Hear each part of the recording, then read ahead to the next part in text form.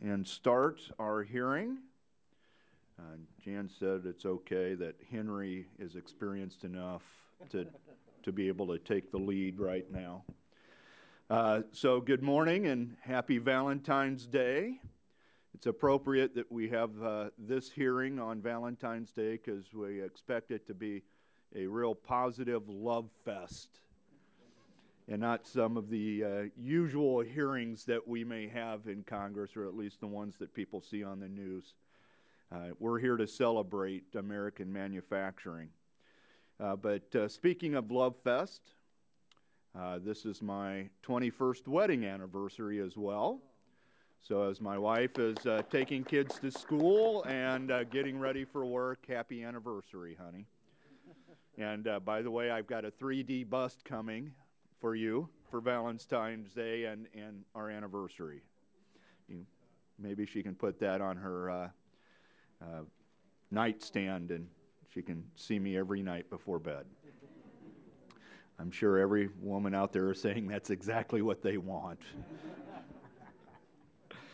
So with a subcommittee title of Commerce, Manufacturing, and Trade, our first hearing could have dealt with any number of issues. The agencies and subject matter within our jurisdictions are numerous and diverse, and they all have complex issues worthy of our discussion.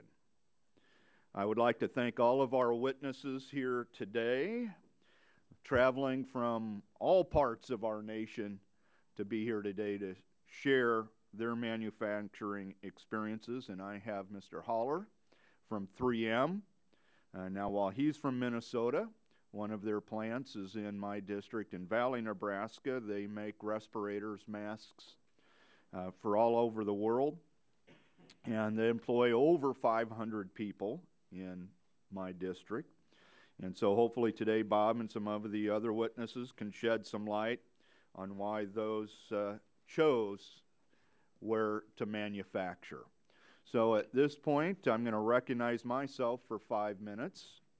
Today we're going to start from square one by focusing on a sector which has undoubtedly served as a core building block in securing America's greatness, and that's our manufacturing. Our goal is simple: to hear directly from the individuals most immediately affected by U.S. manufacturing policies, the manufacturers themselves, and gain a clearer understanding about what is right with American manufacturing today and what can be done to make it even better tomorrow. We will hear from 8 different business leaders representing a broad cross-section of U.S. manufacturing, companies making everything from glass used for iPads and smartphones to respirator masks to missile defense systems. My hope is that a wide range of ideas and perspectives will surface during the discussion that can, in a matter of speaking, set the table for more specific manufacturing topics and will be tackled down the road.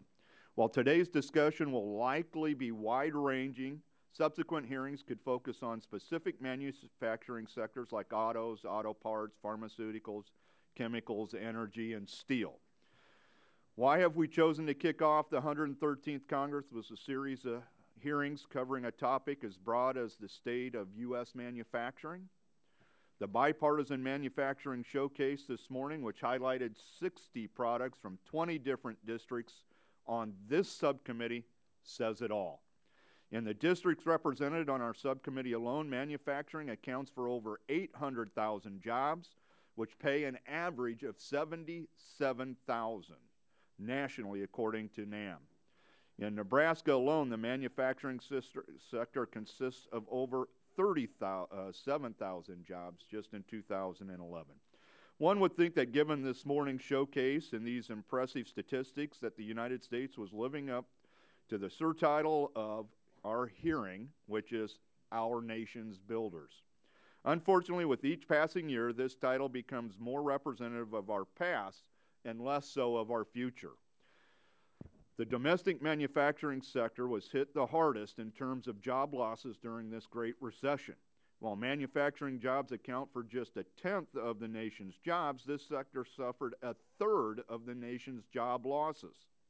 To be clear, during a time of record unemployment, roughly 33% of the jobs lost were in the manufacturing sector. To paint an even starker picture of the state of U.S. manufacturing, the Information Technology and Innovation Foundation reported that the manufacturing sector suffered an average 3.1% per year decline from 2000 to 2011, resulting in an average job loss of nearly 1,300 jobs per day. One answer could be working to create an environment where companies already here see it worth their while to expand here. We often talk about job creation, and President Obama devoted a significant piece of his State of the Union to it, but what does job creation really mean? That's why you're here. We want companies manufacturing abroad to come to America, make investments in capital, and take advantage of the most productive manufacturing labor workforce in the world. Because I truly believe that our labor is second to none. According to the National Association of Manufacturers, on average, manufacturers of all sizes spend over $14,000 per employee to comply with regulations. Even when taking into account environmental regulations alone, manufacturers spend $7,200 per employee in regulatory compliance. No wonder it costs more to manufacture in the U.S. I agree with the President. We need to focus here in Congress on how we attract more jobs to our shores. We need to ask how we can equip people with the skills needed for the jobs that will power the engine of job creation. Manufacturing doesn't just create jobs, it creates great, high-paying jobs, and it creates jobs in other sectors. Manufacturing has one of the strongest multiplier effects in the economy. Every $1 in direct spending produces an additional $1.35 in indirect outputs. But the benefits of manufacturing don't stop there. A strong manufacturing base is key to closing our trade deficit and to sustaining a U.S. economy that can be a leader in the global economy in the long term. I look forward to hearing all of your testimony. At this time, I yield back my 12 seconds and yield to the ranking member for 5 minutes. Thank you so much, Mr. Terry, and I want to congratulate you on your new role as chairman of this wonderful subcommittee. I'm pleased to serve as the ranking Democrat. I also want to thank you and all the staff that helped to put together that wonderful display of manufacturing, and a special thank you to Michelle Ash and Will Wallace on of the Democratic staff for helping make that happen. Our subcommittee has oversight over many areas that are of critical importance to the American people: consumer protection, product and auto safety, travel and tourism, interstate and foreign commerce, privacy and trade, and manufacturing, which is our focus today. In this Congress, I look forward to working with you, Mr. Chairman, to find areas where we can all advance the priorities of the American people. Manufacturing is a great place to start. I'm pleased to welcome as a witness Joe Block, the Vice President of Block Steel, located in my district in Skokie, Illinois. Block Steel is a great American success story, founded in 1948 and is run today, 65 years later, by the descendants of the founders. They have about 60 employees, are a union shop with good wages and health benefits. As the country's largest aluminized steel distributor, they're a critical supplier to the automotive, appliance, and HVAC industries, and I'm sure all of our witnesses could attest. The sector has changed dramatically from the images that many of us still have of the giant factories with long assembly lines. We are seeing major leaps in the area of advanced manufacturing, where a skilled and educated workforce and groundbreaking technology play a key role. Like traditional manufacturing jobs, advanced manufacturing jobs are good jobs and can be filled by workers with a range of training. The growth of the industry is good news for building the middle class, a theme the President focused on earlier this week in the State of the Union address. And the industry is growing. After years of job losses, manufacturing is a bright spot as we come out of the Great Recession. In my state of Illinois, 40,000 new manufacturing jobs have been created since December 2009, one of the top 5 states in the country for growth in manufacturing jobs. More than 500,000 manufacturing jobs have been created nationwide since the end of 2009. The manufacturing industry requires a few basic things, including investment in innovation, good and reliable infrastructure, and an educated and skilled workforce that will fill the millions of good jobs that manufacturing can produce. I'm extremely concerned about proposed cuts to federal investments in these areas, including what we would see under sequestration. This hearing will give us the opportunity to examine more closely the successes and challenges the industry is facing, and I look forward to the testimony of our witnesses. And I certainly hope you will also help us understand how we can be better partners to help grow our manufacturing sector. I would like to yield the balance of my time to my colleague, Mr. Welch. I thank the ranking member. I want to brag a little bit. We've got Mr. Saxton from JELD-WIN here, and JELD-WIN is a company with a national presence, but it has 2 facilities in Vermont and has been a great contributor to our Vermont economy. It's combining skilled manufacturing, creating very good jobs in a state that has lost a lot of jobs. We used to have a big machine tool industry in Springfield, Vermont, and we more or less have lost it. JELD-WIN has come in and is a manufacturing facility that has created 800 very good paying jobs in Windsor County, which is where I'm from, and I used to be a state senator before I got demoted to Congress. And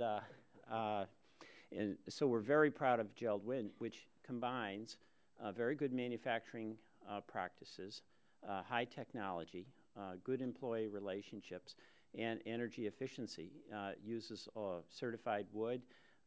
It makes windows in doors that are tremendous in insulating homes, saving energy.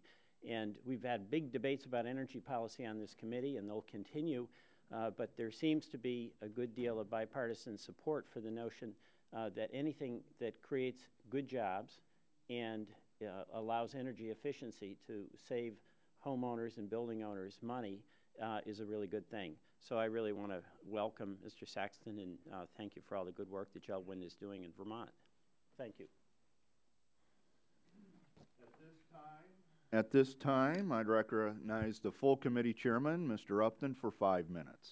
Well, again, congratulations, Mr. Chairman, for your first hearing. I was very impressed with the demonstration downstairs that many of us participated in.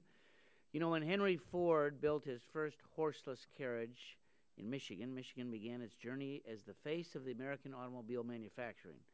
We later supplied our military with vehicles during times of war and filled the burgeoning consumer demand that followed. And we've experienced the pains of a changing automobile industry, certainly over the last several decades, but I'm very pleased with the resurgence of manufacturing.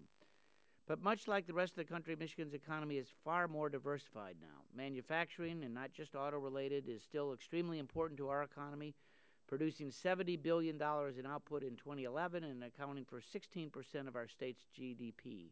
My own district, we have more than 660 manufacturers who employ 10 or more folks, accounting for nearly 50,000 of the jobs in my district.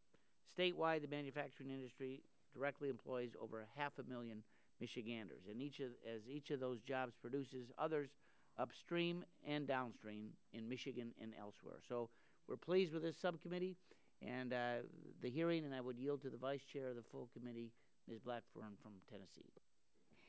Thank you, Mr. Chairman. I think we all want to welcome you. We're delighted that you're here and delighted to have bipartisan support for growing the manufacturing footprint in this country. I do want to say that today we have welcomed Nissan North America, and they are located right there in my district and right outside of the district, have a facility where they manufacture the Pathfinder, the Maxima, the Infiniti JX.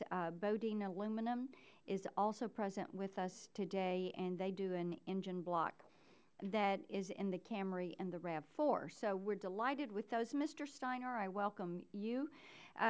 Your Gorilla Glass, which is a product that I've referenced more than once, in this committee is produced there in conjunction with work from Dorfer in Nashville, and we appreciate that. And at this time, I yield to Mr. Barton of Texas. Thank you, Ms. Blackburn. I want to take my brief time to introduce to the committee Eric Myers. He and his father, who's sitting behind him, own Oil City Oil Works in Corsicana, Texas. Foundry founded over 125 years ago. The first major oil field west of the Mississippi was discovered in Corsicana in 1895. The first oil refinery west of the Mississippi, Magnolia Petroleum, now part of ExxonMobil, shortly followed. The Myers family has been providing through their foundry the basic building blocks for industrial might for America, as I said, for over 125 years. Eric has got a master's degree and an undergraduate degree. He and his father have a company that has no debt. They provide over 250 good-paying jobs in Corsicana, Texas. In his spare time, Eric is the emergency manager for Navarro County, which he self-funds. If there's a tornado within 100 miles, he's there.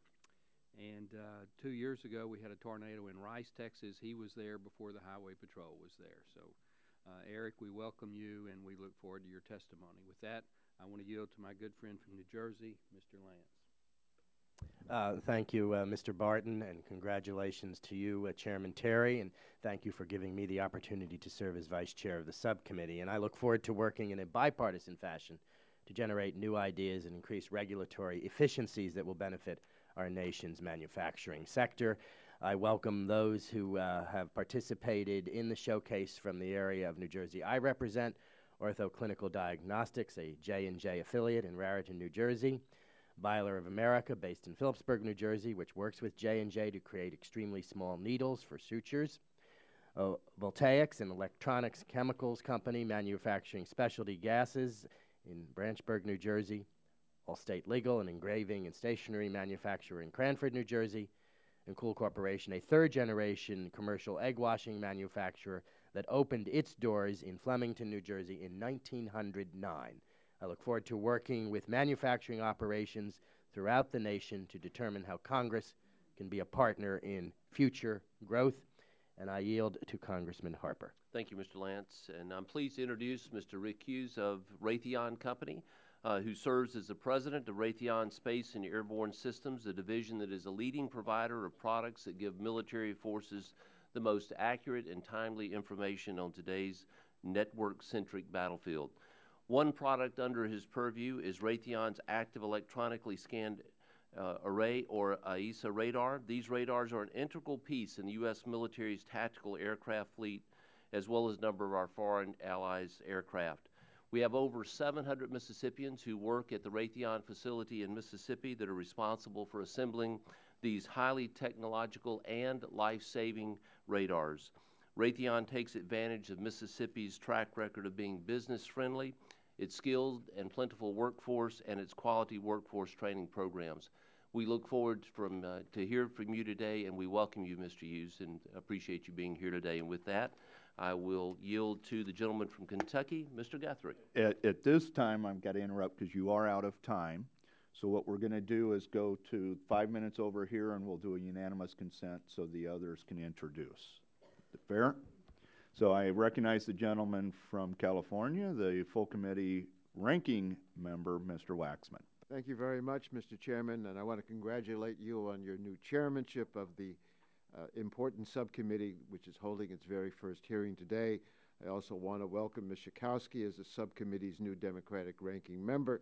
I look forward to working with both of you and our colleagues as we continue our oversight over interstate commerce and strive to ensure common sense consumer protections for all Americans. A strong manufacturing sector is vital to our identity as a nation. It's a source of countless scientific breakthroughs and is essential to maintaining our national defense capabilities. Manufacturing is also a key building block for a strong and stable middle class in this country. In my home state of California, the manufacturing sector adds more than $200 billion to the economy and employs more than 1.2 million people. In the Los Angeles area, particularly the South Bay region, this is one of the country's greatest centers of defense and aerospace manufacturing, and I have the great honor to have been elected to represent this area. It's also home to several promising manufacturers of energy efficiency technology. This morning, I'm proud to showcase examples of manufacturing from El Segundo and Redondo Beach in my district.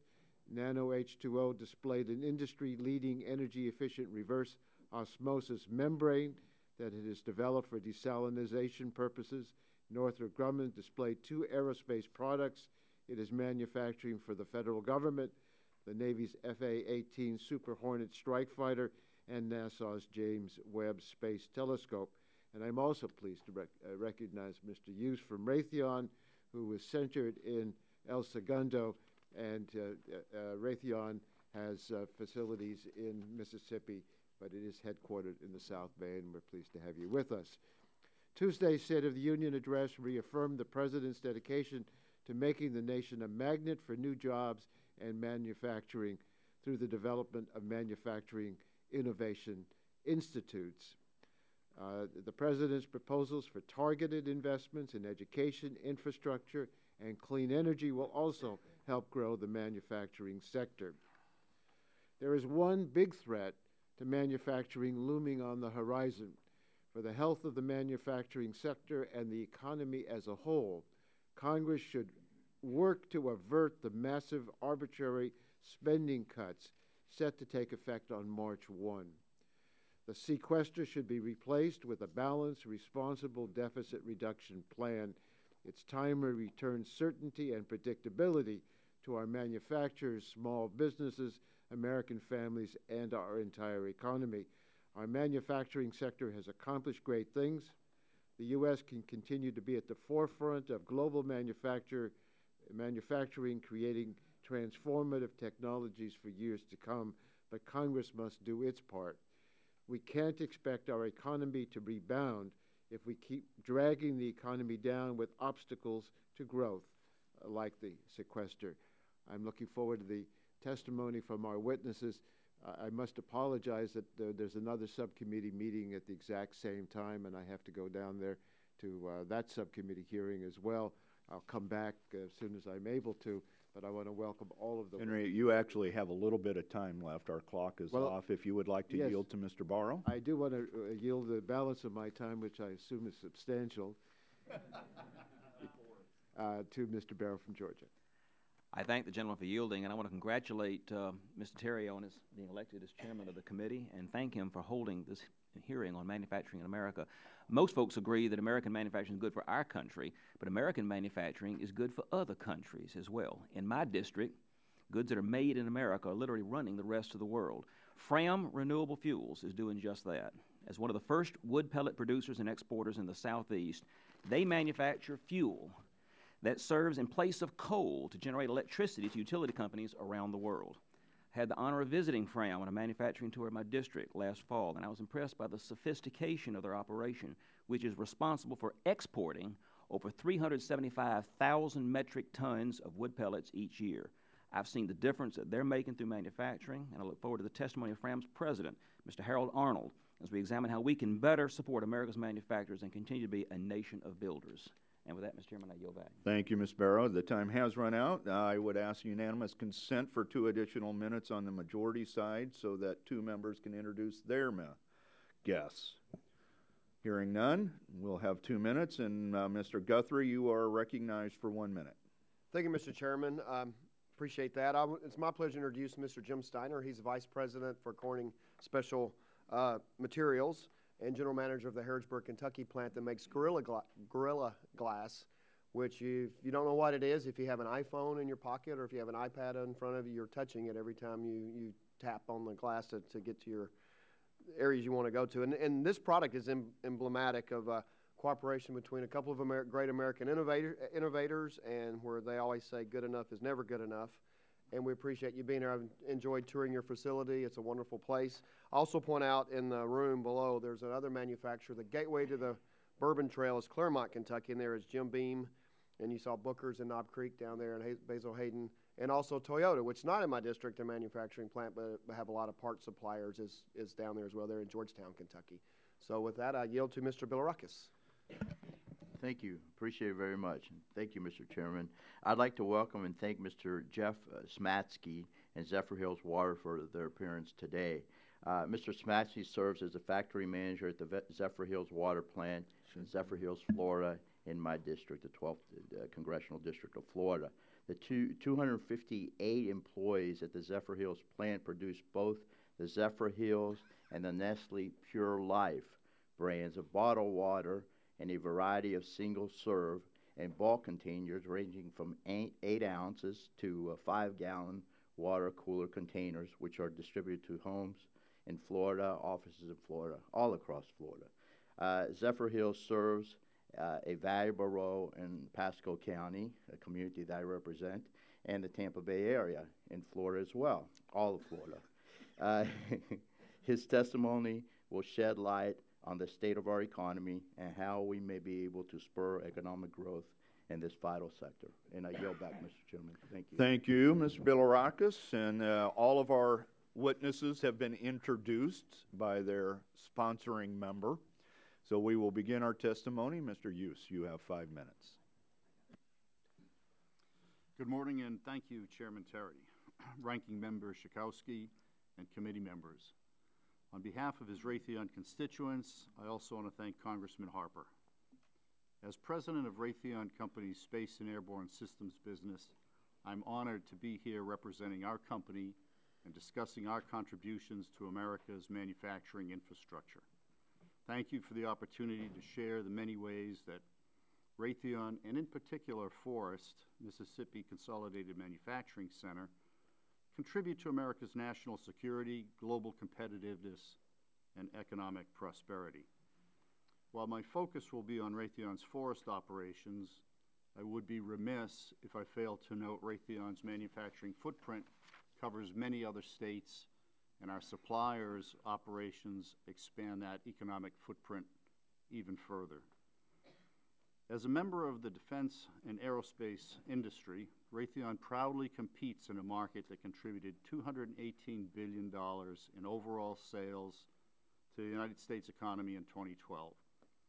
Raytheon specializes in defense, homeland security, and related mission support services, providing state-of-the-art electronics, mission systems integration, and other capabilities in the areas of sensing, effects, command control, communications, and intelligence and cyber security. But more importantly, the work we do and the products we design and manufacture in places like Forrest save lives and make the world a safer place. Raytheon's ability to succeed in the global marketplace requires skilled, well-trained, and dedicated workforce, a stable fiscal, tax, and regulatory environment, and the ability to export our products to United States' allies. In fact, as our domestic budget faces increased pressure, defense exports can help decrease costs and risks associated with technological advances for the U.S. military, support America's industrial base, and strengthen our balance of trade. Our operation at Forrest, Mississippi contributes significantly to Raytheon's capability and reputation for manufacturing excellence. Our legacy in Mississippi stretches back to 1983, when we opened our doors in support of a single military radar program.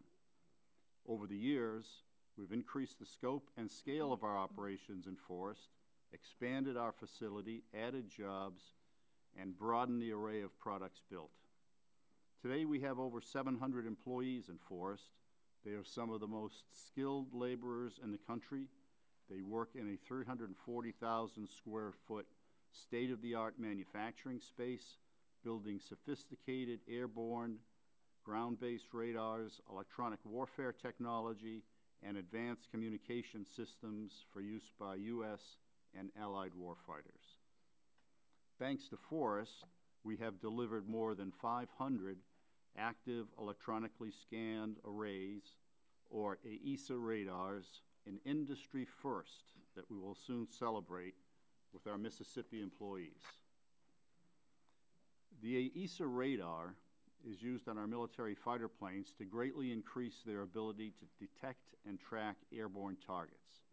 Its capabilities also allow our pilots to identify multiple targets at once. This technology provides game-changing performance and tactical advantages, enabling warfighters to accomplish their mission and return home safely to their families. This radar and the lives it protects are a source of tremendous pride for the Raytheon workers who build it. Our radars have logged more than 400,000 cumulative operational flight hours on Air Force, Navy, and Marine tactical aircraft. Between 2004 and 2011, Raytheon ramped up its AESA production rates tenfold, with a 100% on-time delivery rate in 2012. This efficiency supports our customers' growing needs and demonstrates our ability to further increase production and jobs as we win additional contracts. In particular, foreign sales of U.S. military aircraft are an important growth area for Raytheon, the industry, and our country. As of last year, 3 key military aircraft production lines, the C-17, the F-15, and the F-16, were being extended largely by international export demand. These foreign sales drive increased demand for radars built in Mississippi. Whether driven by domestic or international sales, increased demand for Raytheon's products significantly enhances the economies of the United States and Mississippi. In 2012, Raytheon operations contributed over $38 million in payroll to employees in the state. In most cases, our employees earned almost double the average annual Mississippi salary. Get to the conclusion. Beyond our employees, we estimate that Raytheon's overall economic activities generated more than 400 additional jobs. Much of our success in forest also is tied to the quality of our local regional suppliers, who range in size from small business to Fortune 100 corporations. In 2012, for example, we spent nearly $6 million with 60 Mississippi suppliers. Finally, I want to point out the strong partnership that Raytheon has established with the federal, state, and local officials who count on our forest employees and the facility as their constituents. This partnership is vital to our manufacturing process. Raytheon and the men and women of Forest, Mississippi produce complex, cutting-edge technologies that protect our nation, help our warfighters, their vital missions, and contribute to our nation's economic prosperity. We are proud of these employees and their many accomplishments. Thank you, Mr. Hughes. Appreciate your testimony. There are what we call the shot clocks, little monitors there on your desk, and it'll turn to yellow at 1 minute left. So if you hit 1 minute and have a couple pages left, maybe skip a couple of them. We're really anxious to get to questions. So at this time, Mr. Steiner, appreciate you. You're from Corning, representing Corning. Chairman Terry and Ranking Member Chakowski, thank you for the opportunity to be here today. My name is Jim Steiner. I'm responsible for the specialty materials business in Corning. It includes our Corning Gorilla Glass business and our factory in Harrodsburg, Kentucky. I'd also like to thank you because we do have a small aerospace and defense business, and you set me aside of one of our customers today.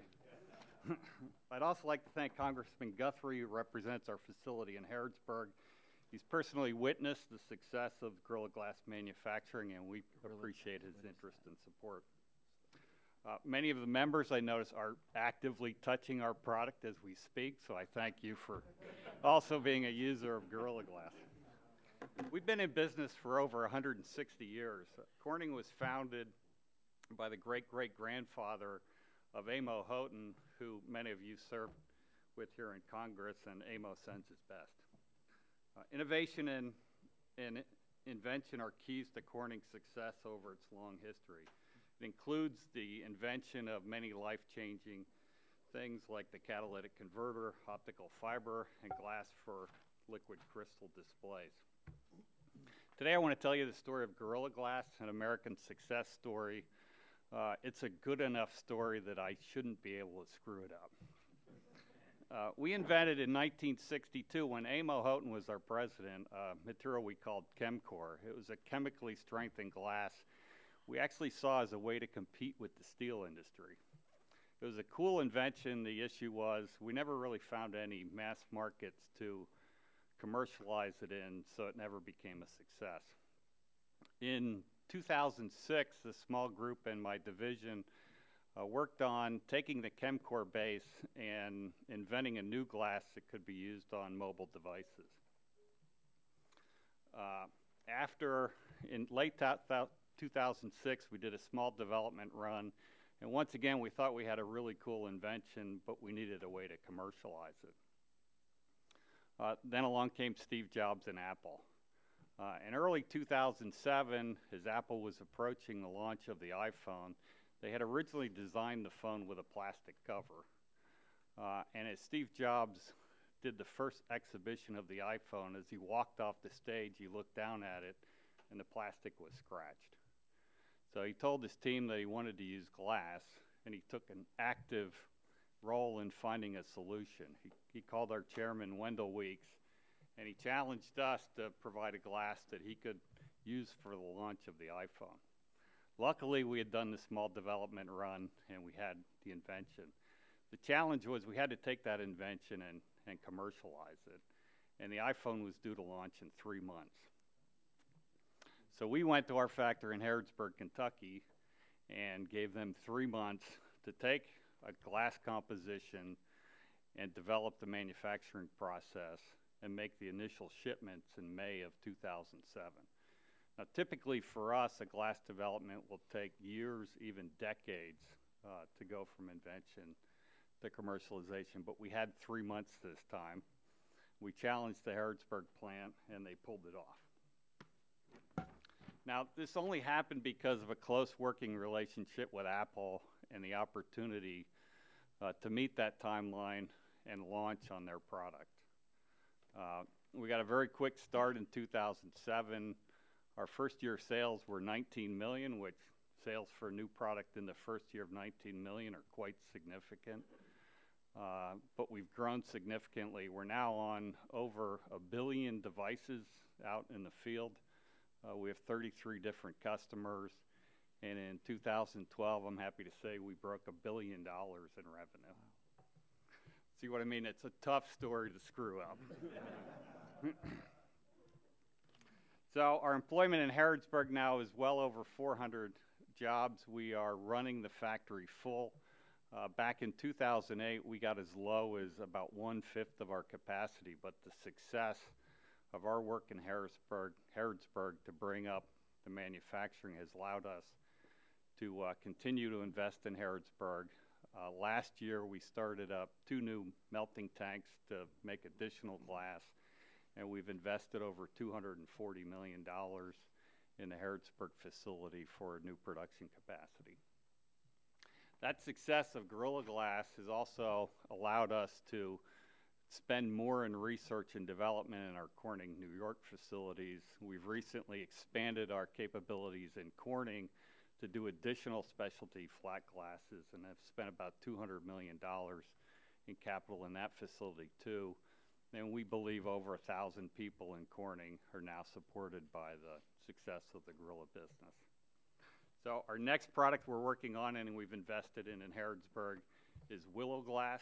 This is Willow Glass. It's 100 micron thick glass, about the thickness of your human hair. It's a cool invention, and now we're looking for where to commercialize that. So I thank you for your support.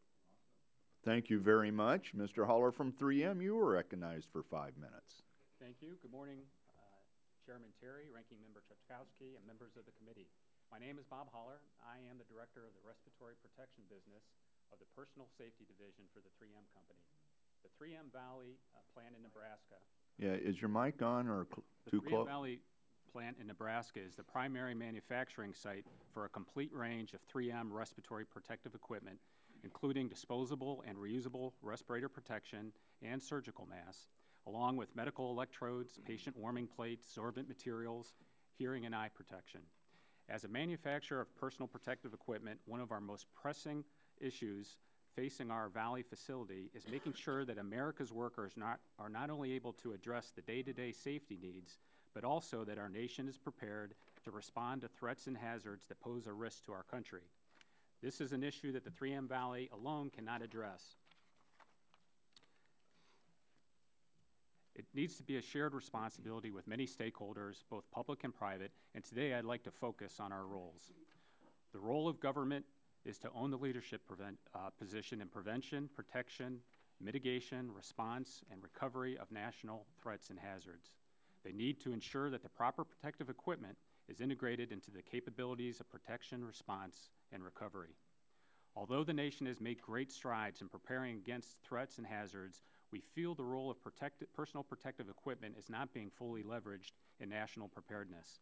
For example, the Pandemic and All Hazards Preparedness Act is intended for us to improve our nation's public health and medical preparedness and response capabilities for all emergency, and the strategic intent is to advance countermeasures to diagnose, mitigate, prevent, or treat harm from any biological agent, toxin, chemical, radiological, or nuclear agent or agents, whether naturally occurring, unintentional, or deliberate.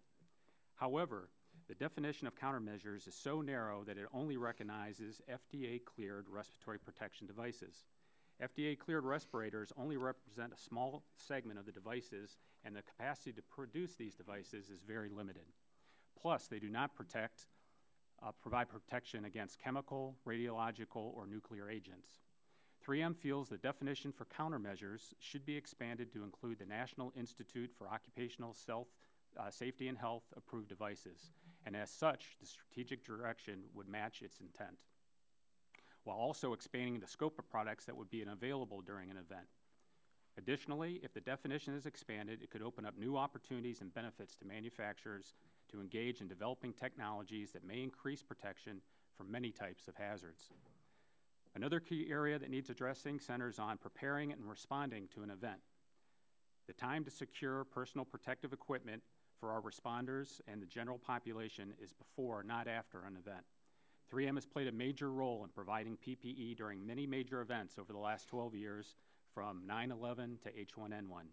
And producing and delivering product during an event is extremely challenging from all aspects, to the manufacturing process, to raw material availability, to capacity, and to who gets the product and when.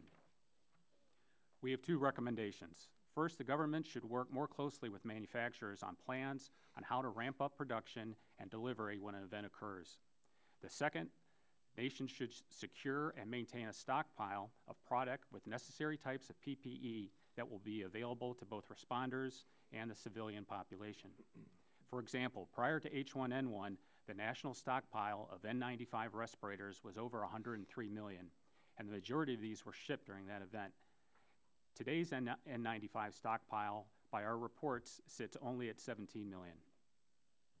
As one of the world's largest designers and producers of PPE, 3M would like to work closely with all stakeholders in the mission to protect our nation and responding to emergency events. We thank the chairman and ranking member and the committee for the opportunity today to share these thoughts, and we look forward to continuing the dialogue with all on this important topic. Thank you. Thank you, Mr. Holler. Now, Mr. Myers from Oil City Iron Works.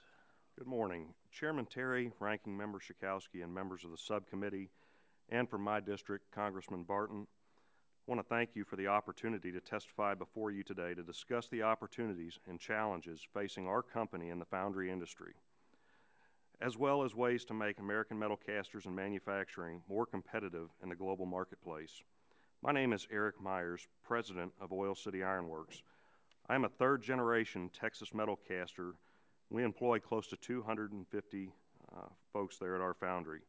Our foundry has been in existence for 125 years, with our family operating it close to 50 years.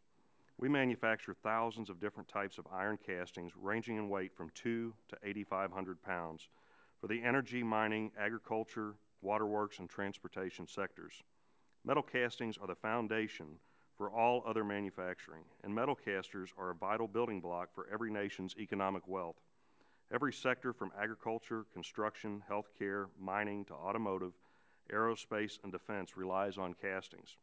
In fact, 90% of all manufactured goods and capital equipment incorporate engineered castings into their makeup. Oil City Iron Works supplies valves and pumps for power generation, gas turbine and compression parts, and general oil field equipment parts to well-known companies such as Caterpillar, Halliburton, and FMC, as well as many other smaller ones. During the State of the Union address, President Obama called for a variety of energy initiatives, including expedited oil and gas permitting and increased funding for infrastructure. As part of his energy agenda, the President should move to approve the building of the Keystone Pipeline to bring oil from Canada to the Gulf Coast. The growth in energy sector has provided significantly more work for Oil City and our industry, which has led to more jobs and lower domestic natural gas prices over the past few years. Establishing new stringent regulations on our energy sector will not only hinder foundries and domestic manufacturers, but the long-term health of the economy and the prosperity of American workers. Today, the U.S. metal casting industry is comprised of 2,000 facilities, with 80% employing 100 workers or less. Our sector is truly one of small business.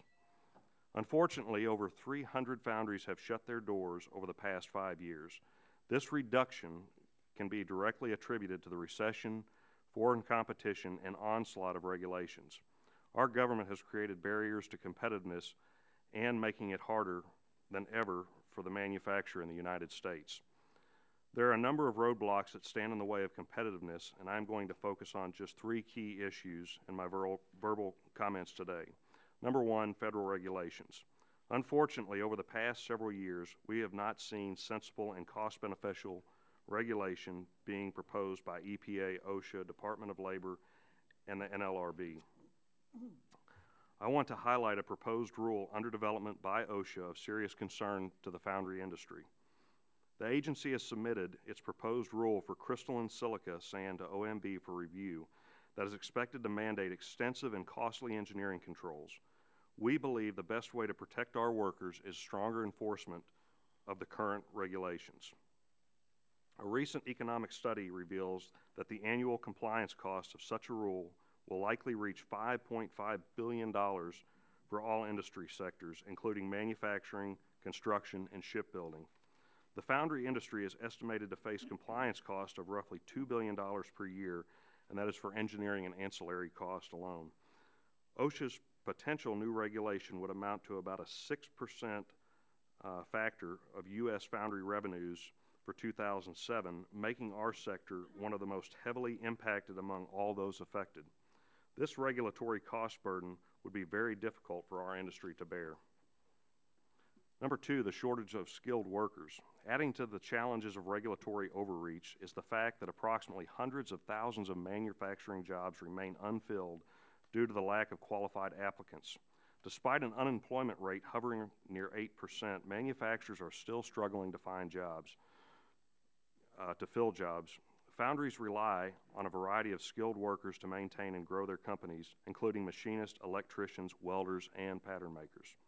Many of these positions have taken a long time, as long as 7 months to years to fill. For example, our Class A electrician position has been open for nearly 2 years with no qualified applicants. We have approached an area technical school to send graduating welders to us for possible employment. However, all of those graduates are already promised positions with other Texas-based companies. Currently, we are working with our local college to implement a certificate program for welding. Number 3, tax policies. We need fair and competitive tax policies. Depreciation is an area of the tax law where uncertainty has significant impact on our capital expenditures and decisions. The difference is 50% bonus depreciation, 100% depreciation, and no bonus depreciation is substantial. The change in the tax law determines whether we purchase an asset this year or perhaps not at all, or whether we hire additional workers. In conclusion, Oil City understands and supports the need for reasonable regulations to protect the environment, worker safety, and health. But we also recognize that our industry and the entire manufacturing sector are facing unprecedented pressures in their efforts to remain competitive in the global economy. To continue manufacturing momentum and promote hiring, the United States needs not just improved economic conditions, but also government policies that are more attuned to the realities of global competition. In this current economy, it is clear that ineffective regulations and increases in taxes dampen economic growth and will continue to hold down job creation. For some foundries, it will be the final straw that destroys their whole business. Thank you again for the opportunity to appear before you today, and I would be happy to respond to any questions. Thank you, Mr. Myers. Mr. Smatsky from Zephyr Hills, Florida. Thank you, Chairman Terry, Member Schakowsky. It's a pleasure to be here today. I assure you, I'll honor my time commitments. I'd like to thank Congressman Billerquist for his leadership in our district and to congratulate him on joining this prestigious committee. I'd also like to point out there's an additional Nestle Waters facility connected with spring sources located in Congresswoman Blackburn's district in Hohenwald, Tennessee. I'd like to thank the Congresswoman for her support and friendship. Zephyr Hills brand spring water was established in 1964. It's one of 5 regional spring brands for Nestle Waters North America.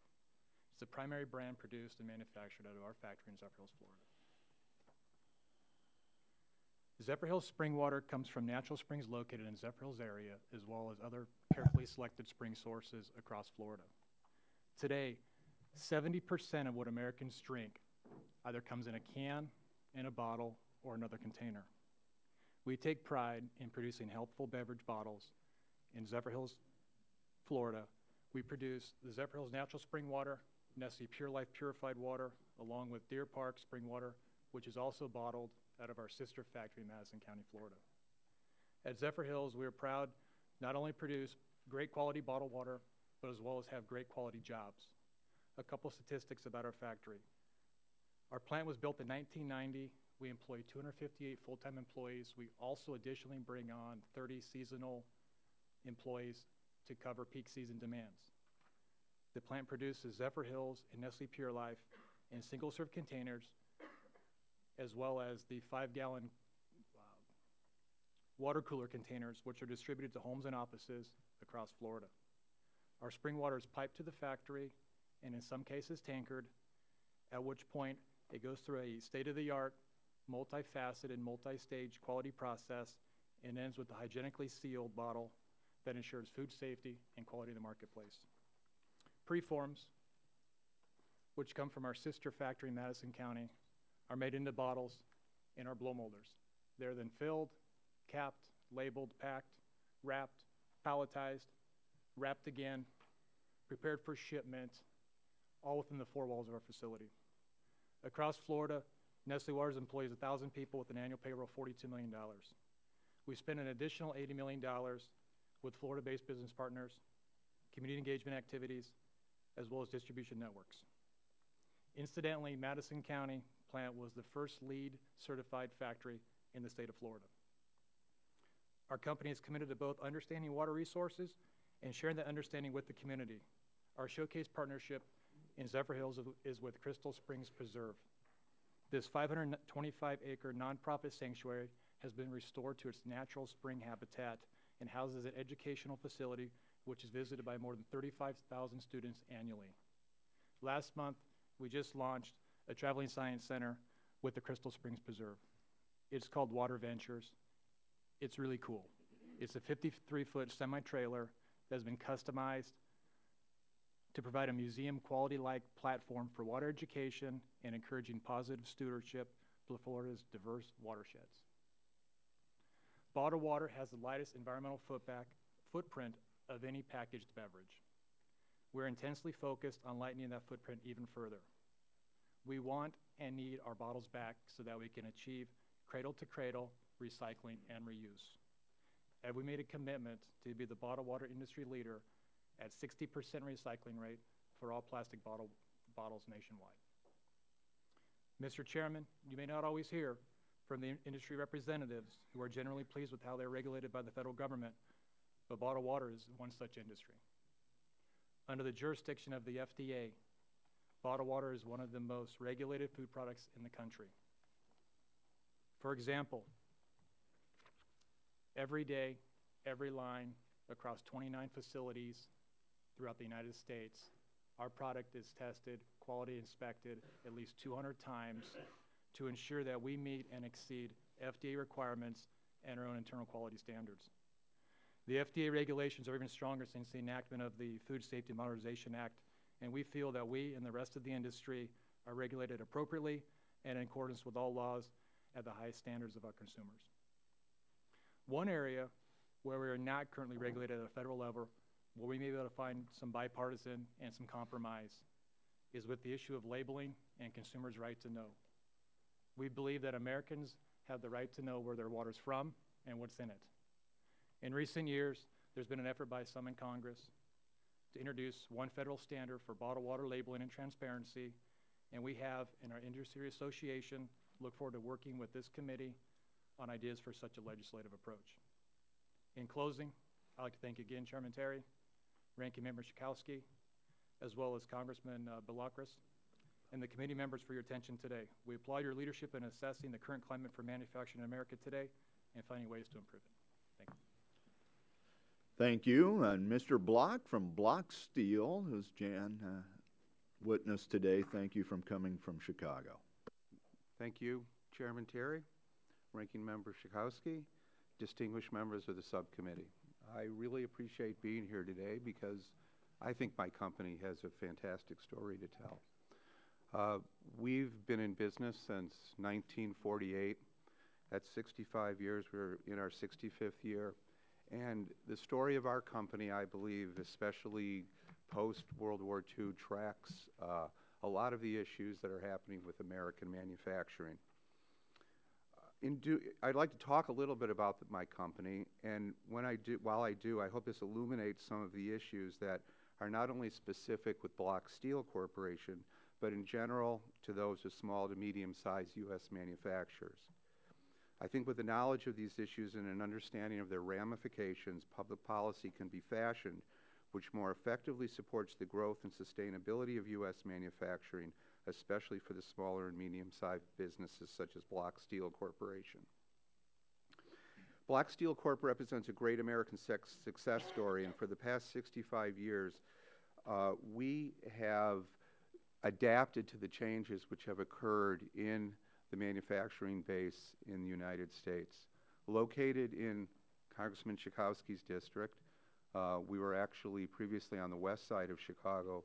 We began by supplying a lot of the companies that today don't even exist, such as Zenith Electric, who made television sets, Sunbeam Appliance, and a company called the Hurley Electric Company, which was, their product was Thor washing machines. And they were actually the first company to produce an electric washer that we know today, although there's a little bit of debate about who was the first. Those companies really don't exist anymore. In fact, at one time in the 70s, Zenith Electric was our largest customer. This is for those of us that don't remember or of a certain age. Television sets used to be big steel boxes and used a lot of material. And how we've adapted to those changes and the change in our customer base, I think, represents some of the changes that have occurred to American manufacturing over the years. Certainly, televisions today are not produced with the quantity of steel, and to the best of my knowledge, they're not produced even in the United States anymore. We made a decision in the 60s and early 70s based upon the request of one of our customers to get into a product called aluminized steel. Aluminized steel is aluminum-coated sheet steel. I have a piece of it here, and I can show it to you. And it's used primarily in HVAC, automotive applications. It's used in any application where heat and corrosion resistance is needed. We have become the premier supplier of aluminized steel in the United States and really in North America, and we're really known worldwide for that product. What I think is interesting is that we are in the middle of the supply chain, so we buy from the mills which produce steel, and then we sell to manufacturers which use that steel to make a product, whether it's an automobile or a fireplace or an appliance. So we see both sides of some of the arguments which have to do with trade. I'd like to really quickly quote from, this is from Thomas J. Gibson, and he is the president of the American Iron and Steel Institute. And I don't agree entirely with what he says, but I think it points out some of the issues that we all have to deal with, because there's a real dichotomy in dealing with which side of the equation you're on with trade and manufacturing. He was responding to President Obama's speech the other night, and he said, "We need to recognize," and I'm quoting here, "the massive trade imbalance we have with China and the fact that China operates with a built-in competitive advantage by undervaluing its currency. China has at least 200 million tons of excess production capacity in steel that is almost double the size of our entire domestic industry. The President needs to take action to address the import surge we are facing in steel, including declaring China a currency manipulator and working with Congress to pass tougher trade enforcement legislation like the Enforce Act." Really quick, there's two sides to that story. Manufacturers want cheap steel wherever they can get it, but the steel mills want protection so that they obviously can protect their market. Thank you. Perfect time. All right. Thank you very much. And by the way, Mr. Block, we and others, we are actually contemplating a steel-only hearing. Great. So we could work through those issues. Mr. Arnold, appreciate you here from Fram Renewable Fuels. Glad to be here. Thank you very much for inviting me. Fram is a small company and formed in South Georgia. We make wood pellets. Wood pellets are wood fiber that's been dried and compressed into a pellet form, and the purpose of doing this is to enhance the transportation and logistics of it and increase the energy density when it's burned. The uses of wood pellets are for the residential stove and heating market. Mostly that market is in the upper Midwest and the Northeast in the United States. Combined heat and power plants in Europe use wood pellets extensively, where they generate heat for communities or large office complexes and a little bit of electricity and provide steam for industrial off-takers. And then large-scale power generation in Europe, wood pellets can be used as a renewable fuel component to displace coal, and because of treaty obligations, they have to have an increasing amount of renewable fuel in their fuel mix every year. Because of the Kyoto Treaty and other obligations that they have, such as the 20-20-20 targets, the 20% reduction in greenhouse gases, they're looking for 20% of the mix from renewable fuels and 20% from improved energy efficiency. Wood pellets are a low-cost form in this, and what they've found there in markets such as the UK is that you can base load your power grid with wood pellets, whereas intermittent sources, very good sources with cheap fuel like solar and wind, you can't base load. We manufacture in America. We have Appling County Pellets in Baxley, Georgia. We employ 40 people there. Original investment about $25 million. That mill originally had a design capacity of 130,000 tons.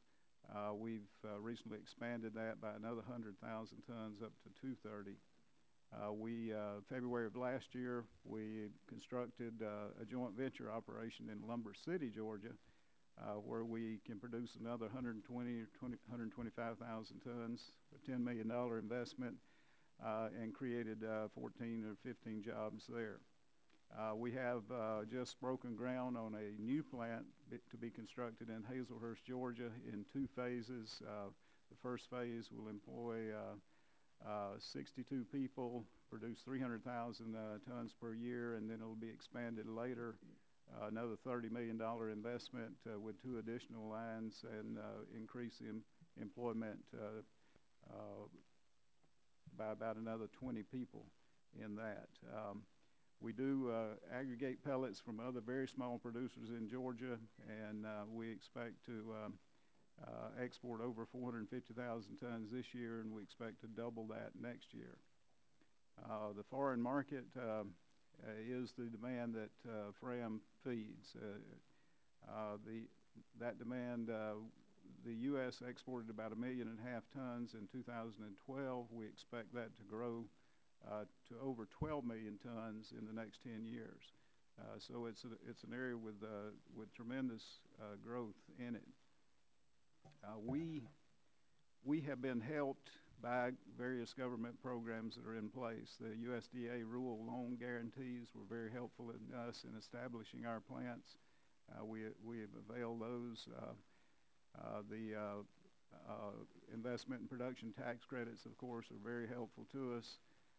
Port infrastructure is in the U.S. is somewhat lacking, and the work that the Corps of Engineers is doing to improve that with dredging is very important to us.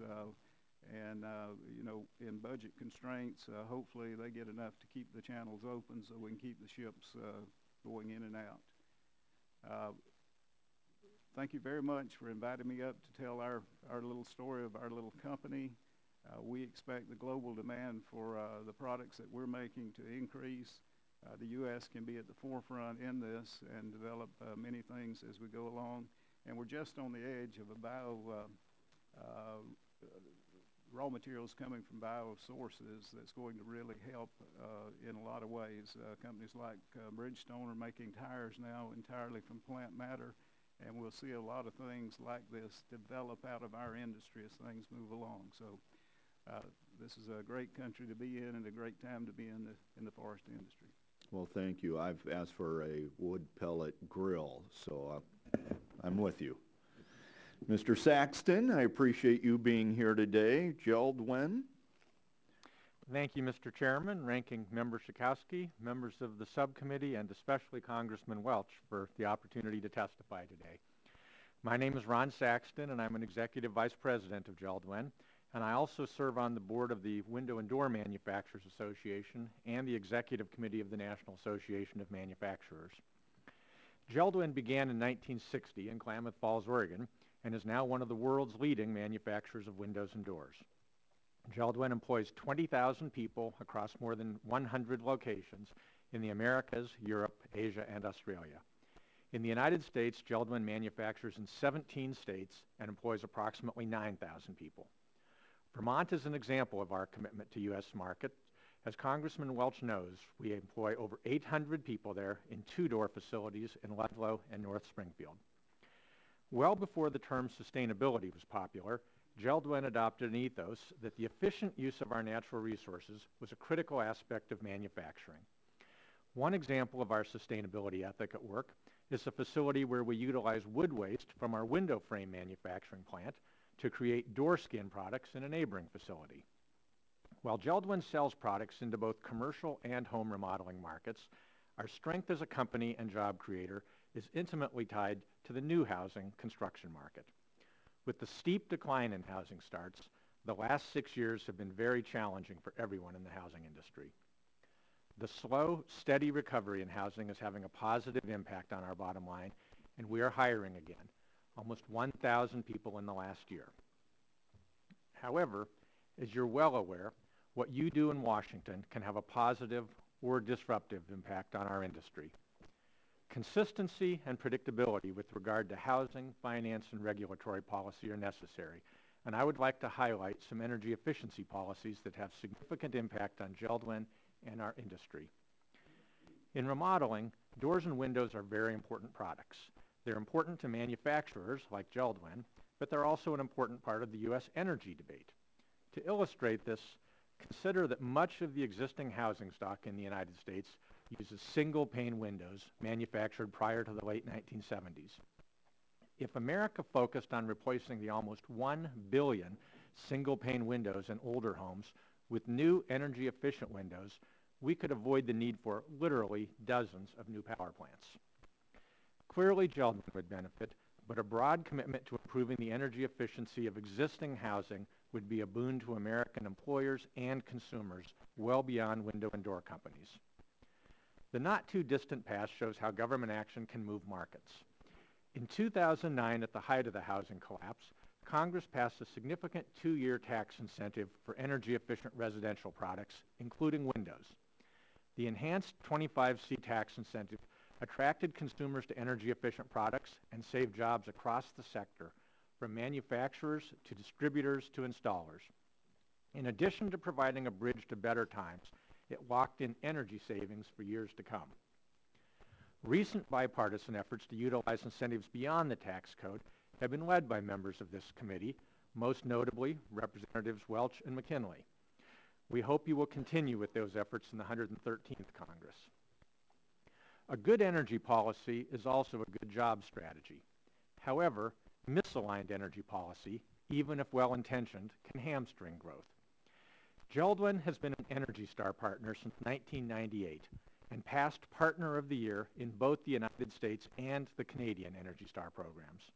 As such, we're very concerned that recently proposed changes to that program relative to our products are a mistake for consumers and homeowners, as well as manufacturers.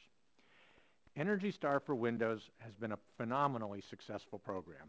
For decades, it has pointed the consumer toward the best and most cost-effective energy-saving products. Through active collaboration with industry, the program has offered a voluntary and informative system that has promoted energy efficiency, consumer economic benefit, and encouraged manufacturing in the United States. Today, the EPA is considering changing the criteria for Energy Star rated windows to a point where there is no realistic cost effectiveness for consumers, and we fear the long-respected program will become irrelevant. We are working diligently with the EPA to fix the issue, but a standard that does not recognize a balance of cost effectiveness with energy efficiency threatens to dramatically and negatively impact an extraordinarily popular and effective program. In closing, I want to reiterate just 2 points. First, a stable, strong housing construction market is important to all of us, from my son and daughter-in-law looking to buy their first home to companies like JELD-WEN that supply materials for home construction. Second, there's an important and constructive role that the government can play in energy efficiency, but if programs like EPA's Energy Star program are pushed beyond standards that consumers recognize, those programs marginalize benefits to everyone. I thank the committee for your time and attention. Thank you very much. Appreciate all of your testimony. It's been very insightful, and I'll recognize myself for the first question because I get to. But what I'm curious, and several of you have put it into your testimony, but I want to highlight that. So what I want each to do, 8 of us in 4.5 minutes, to be able to just say 1, 2, maybe 3 things that if someone came to you and said, we need you to expand your production, give me one of the things that you would worry that would be a barrier or something that we can do that would really make it easier for that to happen. Mr. Hughes, we'll start with you since you've just sat there the longest. Thank you. I appreciate that. The top of my list would be reforms in the tax codes and regulations. The best way for us to expand our manufacturing and product base is to become more affordable. Over the years, we've had numerous affordability programs. We have been able to drop the product prices. We've been able to drop and hold steady our labor rates. We need to go look at the other aspects of costs which affect our competitiveness in the marketplace. So I just quickly answer that, focus on U.S. tax rates. When we expanded Gorilla Glass, we had the choice to expand in the U.S., Korea, Taiwan, or Japan, and higher U.S. tax rates make it more difficult to justify an expansion. Limiting my comments to the area of preparedness for an epidemic or a safety hazard, I think it would be close coordination with the government on what areas and what types of products we need to expand our capacity so that we're working in concert to make sure we're addressing the right products for the events that we need to prepare for in the future. Good point. Mr. Myers? Thank you. For us in our industry, obviously uncertainty with regulations is a huge issue with us, and it plays a major role in what we do as far as expansions and what we look at. I echo the gentleman to my right, and tax codes are very important to us as well for all small manufacturers, because that uncertainty as well will either ultimately decide on whether we expand or whether we do not.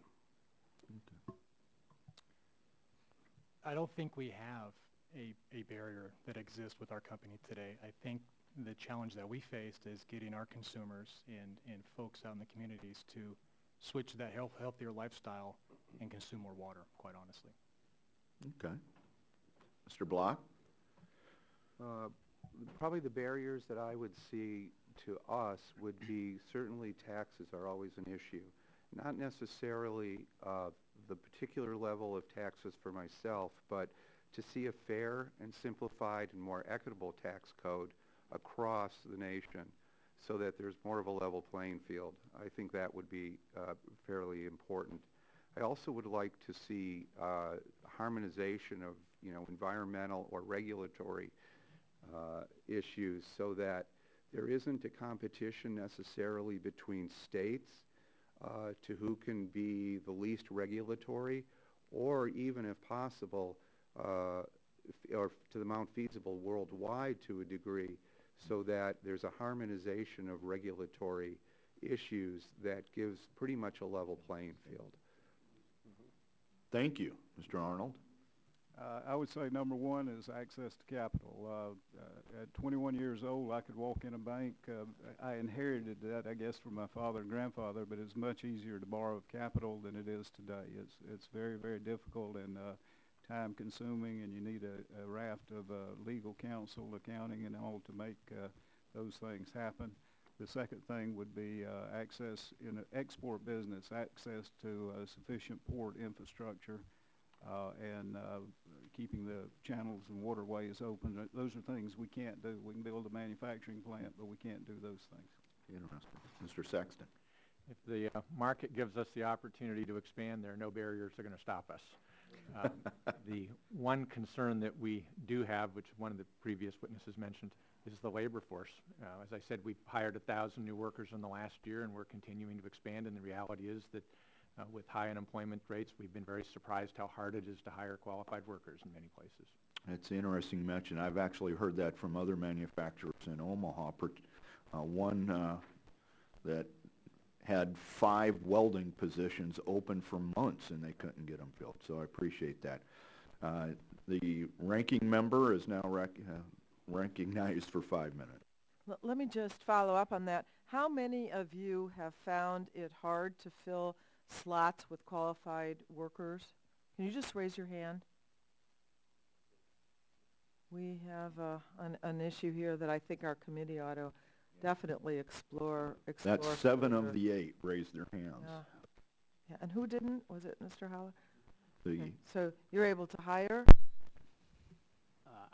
Within my limited scope with 3M, I really can't speak for the whole company, but oftentimes we have many candidates for different roles at 3M, and we're known as an innovative company, and oftentimes can attract many employees. Good. Let me also continue along the line of workers and talk to my friend and neighbor and business in my district, Mr. Block. We know that global competition in manufacturing is far more intense today than it was 3 decades ago. The result in advances of transportation and communication, increasingly free flow of international trade, and consumers benefited from that with lower prices on many everyday products, and multinational firms have benefited from various savings related to cost of labor. But the impact of globalization on smaller manufacturers and American workers is far more uneven. You mentioned even playing field a couple of times. So in your testimony, you mentioned the unsustainability of the race by businesses to find the lowest cost wages or lowest taxes around the world, and you called for a level playing field to help ensure that companies large and small compete on innovation, better products, better business practices, instead of on cutting wages and benefits. I wondered if you could elaborate on this recommendation and how you believe it might help American manufacturing workers. Well, sure. I think that part of it stems... Put your mic on, yeah. Part of it stems from how our company was founded and how we approach how we deal with our employees. And ever since the inception of our company, we've treated our employees like family. We've always paid very good wages, and we've always created a situation where they've had pretty good health benefits. And when we see situations where competition, new competition comes into areas, whether it would be from overseas or whether it would be in other locations, and they start up businesses with a much lower cost structure, perhaps they do have those wages or they don't provide those health benefits, it really keeps an unlevel playing, it creates an unlevel playing field to a degree. And that's why, from our point of view, we don't want to be a race to the bottom. We don't want to have to survive by cutting benefits, by cutting wages to my employees. I know when I was, I don't, if I can expand on this, but I know a lot of us, when I was growing up, I always thought that America, the land of opportunity, things would always get better, and there was always an opportunity for advancement. And it just kills me today personally when I see workers who've worked for 20, 30, 40 years having to deal with having their wages cut, having to have to deal with their benefits cut. And I'm not naive. I understand that we live in a world in which there's competition for labor and there's competition for resources. But is it fair that the United States should have to follow the lead of whether it would be Asian countries or whatever countries it is, that we have to bring our wages down to match that? Would it not be better if we put in place leveling the playing field that they eventually would have to bring their wages up or their health care costs or whatever the case may be? And that troubles me because these consumers who are having their wages cut are the very people who buy the products that I certainly supply to the marketplace, the cars, the appliances, or whatever, or in new or houses, as the case may be. Thank you. That was kind of Henry Ford's idea that he wanted his workers to be able to buy his cars. I wanted to talk about the uncertainty from current fiscal policy because we're facing so many issues right now, and I just wondered, you know, with the idea, for example, Mr. Hewson, of sequestration, which would affect your business, it seems to me, would actually, let me just ask you, would it be correct to say that sequester would threaten economic harm to the aerospace industry? Well, first off, let me say that, you know, we share the concerns expressed by the Secretary of Defense and the Joint Chiefs on regarding the impact of sequestration should it be implemented. And yes, we are concerned about the impact on the business if indiscriminate budget cuts are made. It's difficult for us right now to anticipate the level or the exact mechanism by which those cuts will be implemented. So the exact impact to any program or any facility is difficult for us to predict. But if you take large quantities of funding out of a system, it will have an impact. So the lack of predictability itself is a problem, though, is it not? Yes, and the uncertainty is absolutely problematic. Can I ask just one raise of hands? Raise your hand if you feel that your business would be better off in 2013 if there were greater certainty and predictability right now in the outlook for fiscal policy. So if you, yeah. Okay, thank you. All right, thank you. Mr. Barton, you were recognized. I love to be recognized, Mr. Chairman. Thank you. I want to ask, since Mr. Myers is my friend and from my district, and he's in the oil patch, what his view is on the competitiveness as related to natural gas prices in the United States. Does that help your industry or hurt your industry? Well, thank you, Congressman Barton. Obviously, the competitiveness in the industry has been a benefit to most metal casters because we have seen quite an increase in products going out to the energy sector. One of the things that we do face with the natural gas industry and its increasing competitiveness is also a competitiveness for some of our raw products, one being sand. That's a big issue for us in Texas and foundries and metal casters. But I think overall, if you look at the increase in energy, specifically natural gas and oil, that increase has been beneficial to us, manufacturing not only just for foundry corporations or companies, but also across the board to people producing machines for other various reasons. As a fuel source, though, do you use a lot of natural gas in your foundry? Is that a base load fuel for your foundry? We use some natural gas, but primarily it's all electric run. So in a tangible way, the natural gas prices do affect our operations because of the energy cost. We've seen energy cost maintain a pretty stable level for the past year and a half, but some forecasts are now starting to trend up. So that will be an issue as we move through this year into next year, and some of our contracts, our 6 to 8 month contracts, begin to expire, and we move forward on new contract negotiations. Well, I'll ask Mr. Steiner of Corning the same thing. What I'm trying to get at is the fact that we've used hydraulic fracturing and horizontal drilling in our shale formations and dropped natural gas prices so that they're the lowest in the world. I'm told that helps our competitiveness in our base manufacturing sector because of the lower natural gas prices. Have you found that to be the case, Mr. Steiner? Yes, it takes a lot of energy to melt sand at 1,200 degrees, so our melting units are both natural gas and electric fired, so the competitiveness of natural gas certainly helps us. Okay. I'm going to switch gears a little bit with Mr. Arnold. My first question is just kind of serendipitous, but when I saw Fram, I thought oil filters. Is your company related at all to the Fram oil filter company? No, sir, we're not.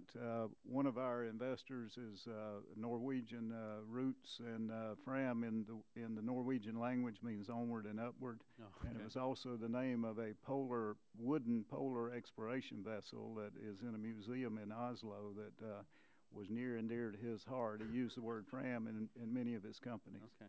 Now, my friends on the minority side, on the Democrat side, are always talking about green jobs and how great green jobs are. I'm not anti-green job. I think I have finally seen an example of a green energy company that actually makes a little sense, and that's yours. From what little bit I was able to gather from your testimony, your company takes wood and makes it into pellets and sells the pellets for fuel. Is that right? That's correct. Now, what % of your market is residential in the United States versus exported overseas for baseload power plants in Europe? 100% of our market is export. Early on in the formation of our company, we were a participant in the domestic market, but logistically, we're too far removed from the Northeast where the concentration of residences with wood pellet stoves is. It is actually more economical for us to ship into Europe than it is to ship into Maine. I want the subcommittee to understand this. We don't have cap and trade in the United States, so we're using natural gas and coal and nuclear for our baseload power plants pretty much. But in Europe they do. Right. But it's more competitive to pelletize wood in the United States, ship it to Europe, use it as a baseload fuel source, in spite of the fact that your BTU content as compared to coal is not all that good, but because you're renewable, you get credit in Europe, and we're burning wood pellets just like we used to burn wood here in the United States for transportation on the railroad. So it's kind of odd that we're doing it that way, but it's good for you and your company and the people in Georgia. Are there a lot of companies like yours that are springing up to do that? There's a growing number of companies, but to make it clear on what's going on there is The European utilities are required to use a renewable fuel by government dictate, and it's not more economical to them than using coal. But it is an they're economical. mandated to do it, so it's helping us. It is helping us. Their mandate in Europe is creating green jobs in the United States. It's creating green jobs, and also there's an evolution going on in the technology. We're building our third mill now, and each one of them has great improvements in technology and efficiency, which will lower the cost of it, and eventually will help. I'm all for a renewable fuel mandate in Europe.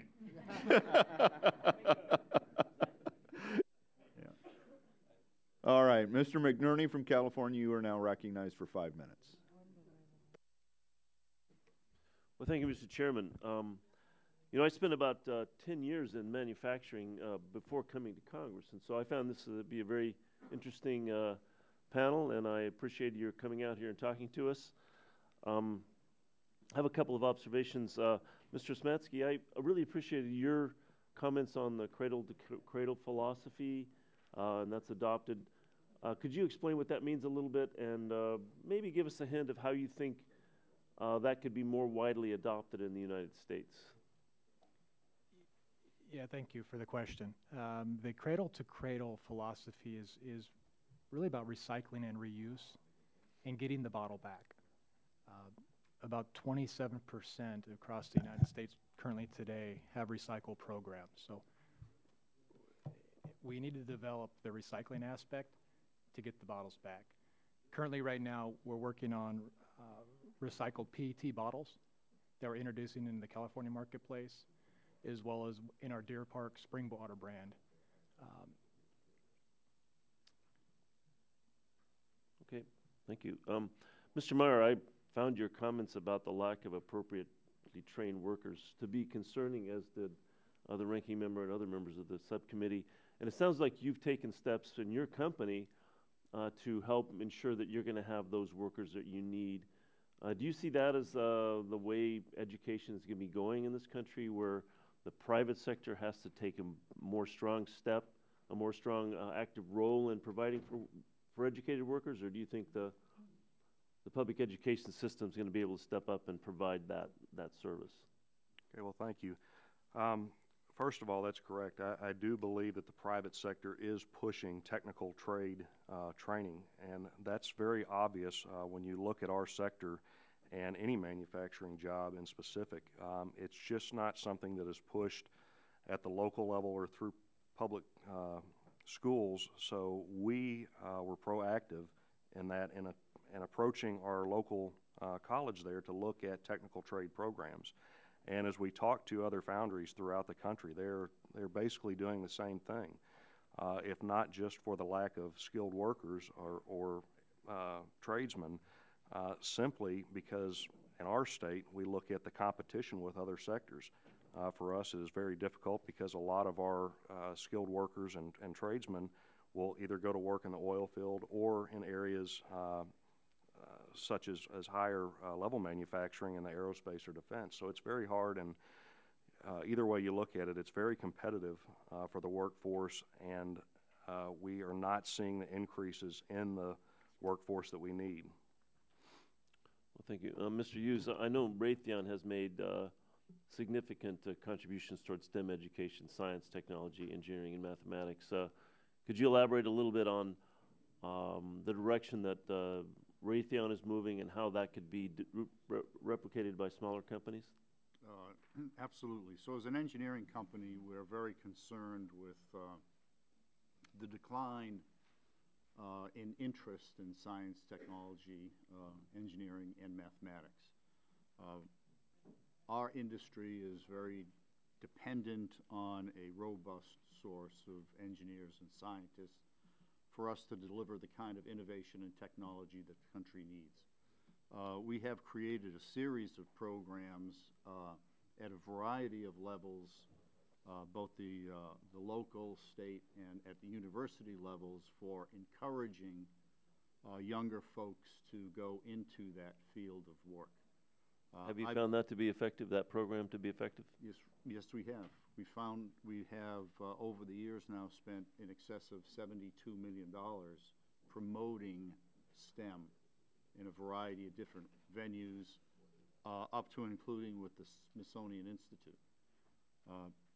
I would encourage companies across the board, but particularly those who are very dependent on high-skilled workers, to look into doing similar types of activities, because we do find that the younger folks, when they get into it, really start to become interested in it.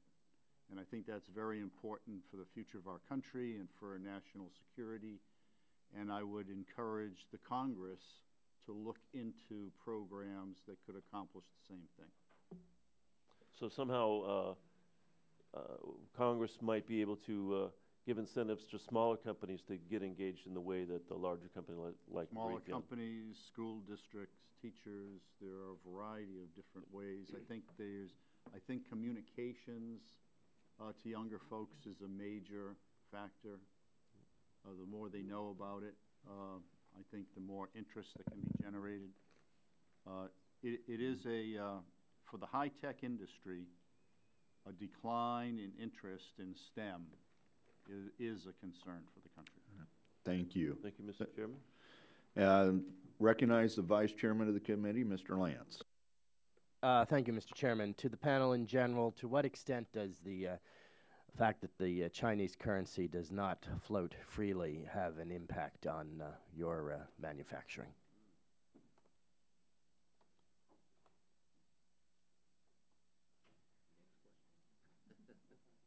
Mr. Block? I think it's certainly a big problem, and you know, the whole, in my industry, which is the steel industry, the whole China situation is certainly very complex. But just a few statistics: the raw steel production in China, they have excess capacity of something around 200 million tons of excess capacity to produce steel. And we don't even really know for sure, because the steel industry in China is very fragmented. But there's an estimate today that 50 to 70% of the world's productive capacity to produce steel is in China. And what that creates is, obviously, on a global scale, huge market manipulation in theory, because if the Chinese decide to go on a policy to just produce steel at a crazy rate and sell it on the world market, it will drive prices down, which may or may not be good depending upon which side of the supply chain you're on, but certainly would not be good for the American steel industry. Thank you. Is your company, is it called Block Steel, or is it Inland Steel? Block Steel. Block Steel. You're thinking probably of Joseph Block? Yes. That's not related. Not related. He was the chairman of Inland Steel. But that was in the Middle West, was it not? Correct. Inland Steel was actually in, the remnant of Inland Steel is still there. It's owned by ArcelorMittal now. Yes. Yeah. Thank you. And to the panel in general on an issue that had been raised earlier, we're going to be engaged in reform, I hope this year, on corporate tax policy, Ways and Means more so than E&C, but certainly an important issue to us all. What would you suggest as we try to have a better corporate tax system in this country? Yes, sir. In general, American businesses pay among the highest corporate tax rates in the world. Yes, sir. We compete internationally. International sales are of a benefit to our customers and to the economy in general. The higher tax rates cause us to be less competitive in the international marketplace. So anything that could be done to reduce overall tax rates and make U.S. products more competitive in the marketplace would be very helpful. It would also be very helpful to have that coupled with a substantial research and development incentive, which is also common internationally. And of course, certainly in that area, of making sure the R&D portion is permanent and does not have to be extended periodically by the Congress. Absolutely. A final question to the panel. Manufacturing's future needs, besides your current concerns, what do you think might be the next big thing to confound growth in your industries? And what challenges are you likely to face looking forward in the next 5 to 10 years or even 10 to 20 years?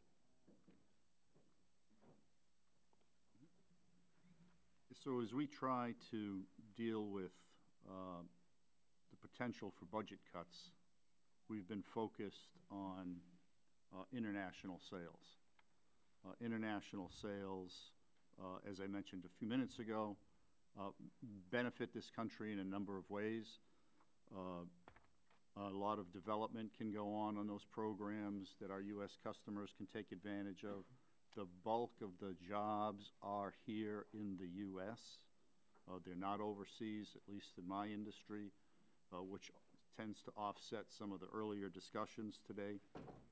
So I do believe that, you know, the ability to expedite international sales in my industry is a stabilizing influence going forward. One of the things we see competing internationally is that we compete not only with companies, but we compete with countries. So it would be very helpful to get congressional and administrative advocacy for the promotion of international sales. That would be a big help. Fully fund all of the international security assistance programs, which enable U.S. allies to make the purchases of the systems that they need. And then finally, streamline the arms sale process in general. I know that's something that's it's been talked about recently. It can be a lengthy process.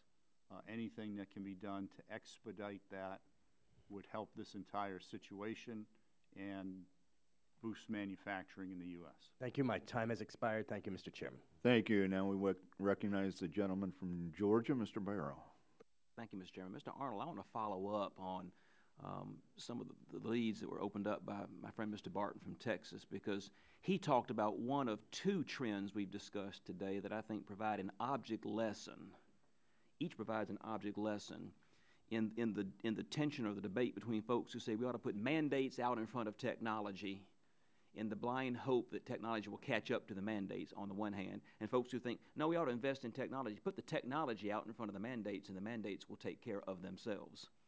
He brought up one of these trends, the fact that Europe has imposed conditions on the marketplace that are not market-based at all. They've imposed mandates on the marketplace that say you've got to go do something you're not doing now. And the unintended consequence of that is, at the cost of European utility consumers, we're investing in research and development here in this country, where the raw materials to meet that artificial mandate can be found, and where it's stimulating research and development in your area. Not exactly what I think they contemplated, but that's what's happening as a result of that approach to put the mandate out in front of the technology. The nearest available technology may be in America. We may be benefiting from it in the 12th District of Georgia as a result of what's going on there at their expense, but not the expense of our utility consumers.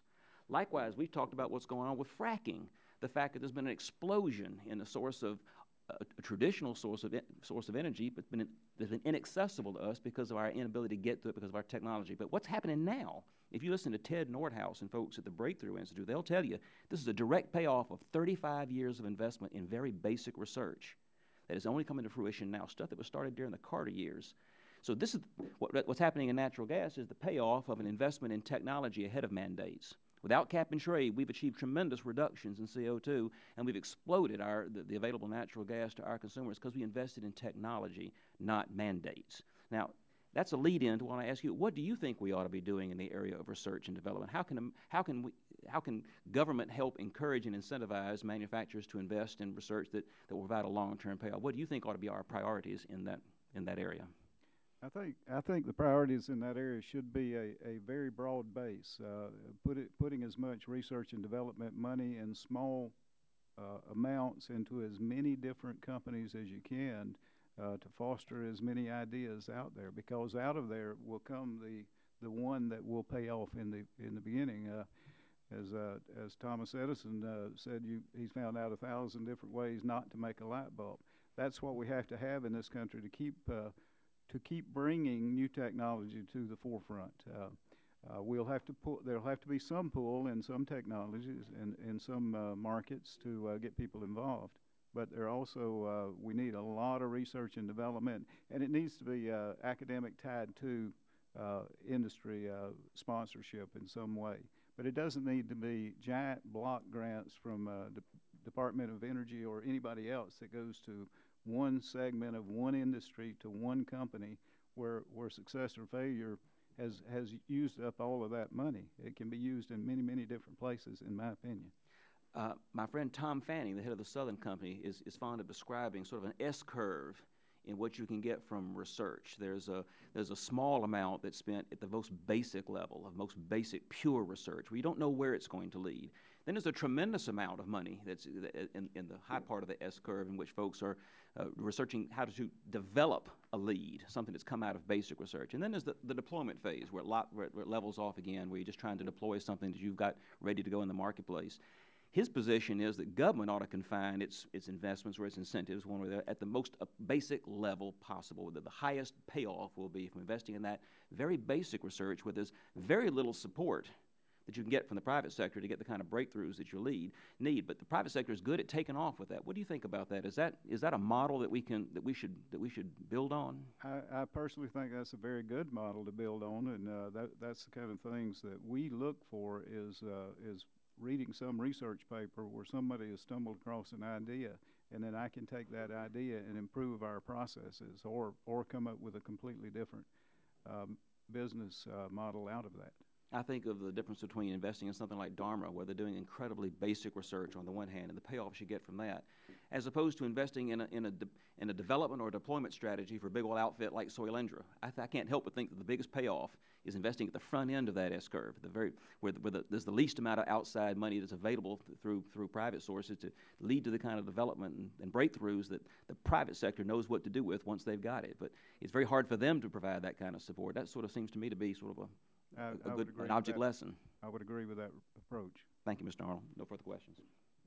Thank you. Mr. Harper is recognized for 5 minutes. Thank you, Mr. Chairman, and thank each of you for taking the time out. I know it's a very busy schedule for each of you to be here and to shed a little light on your businesses and make us perhaps think outside of the box and to give us some ideas to go forward on how we can make it more conducive to do your business and how we can create and grow jobs in this country. And that's a great thing, and we congratulate you on the successes that you've had.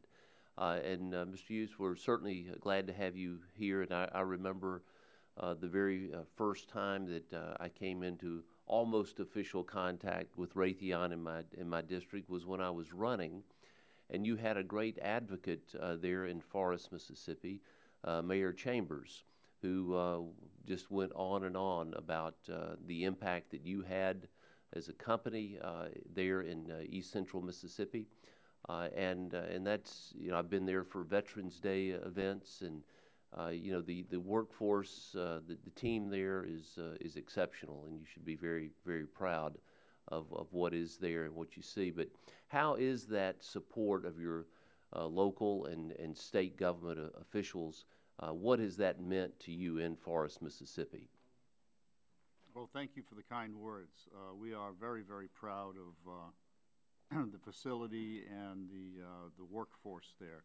We have an excellent working relationship with all levels of the government in Mississippi, from local, state, up through this level. And it has gone a long way in helping us work with various agencies. We're on a number of statewide initiatives to do everything from expand the use of broadband technology to energy initiatives. The workforce is very, very involved in community service.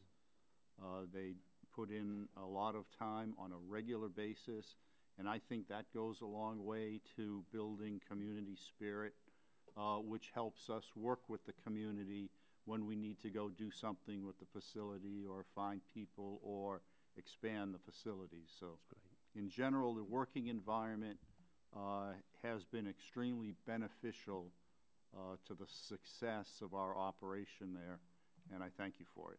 Well, we're delighted to have you there and look forward to working together for many years on that. And you mentioned earlier in your testimony that with us as a country having one of the highest corporate tax rates, you mentioned that as something if you could see done. You talked about tax codes and regulations earlier.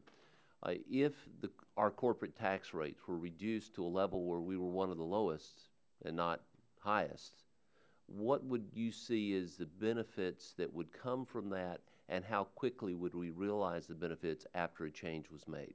I think the change would be quite quick. The primary effect would be we would be much more competitive very quickly in the international marketplace, where we're competing with companies that do have lower corporate tax rates. And I think that's the primary factor there. And there is a large potential for foreign sales. But we have to be able to compete. We have to have, as I said, advocacy from the United States government. We have to have affordable prices, and we have to have the ability to export the technology. In many cases, foreign companies, can sell technology that we are not allowed to export out of the U.S. Those are kind of the three things that are that tend to limit our ability. You mentioned also the regulatory burdens that are there. What area of regulation are you referring to when you say that we need to look at improving? You said the tax code and obviously regulations. Would that be in the area of the export regulations you just referred to? That would be one area. Just general reporting on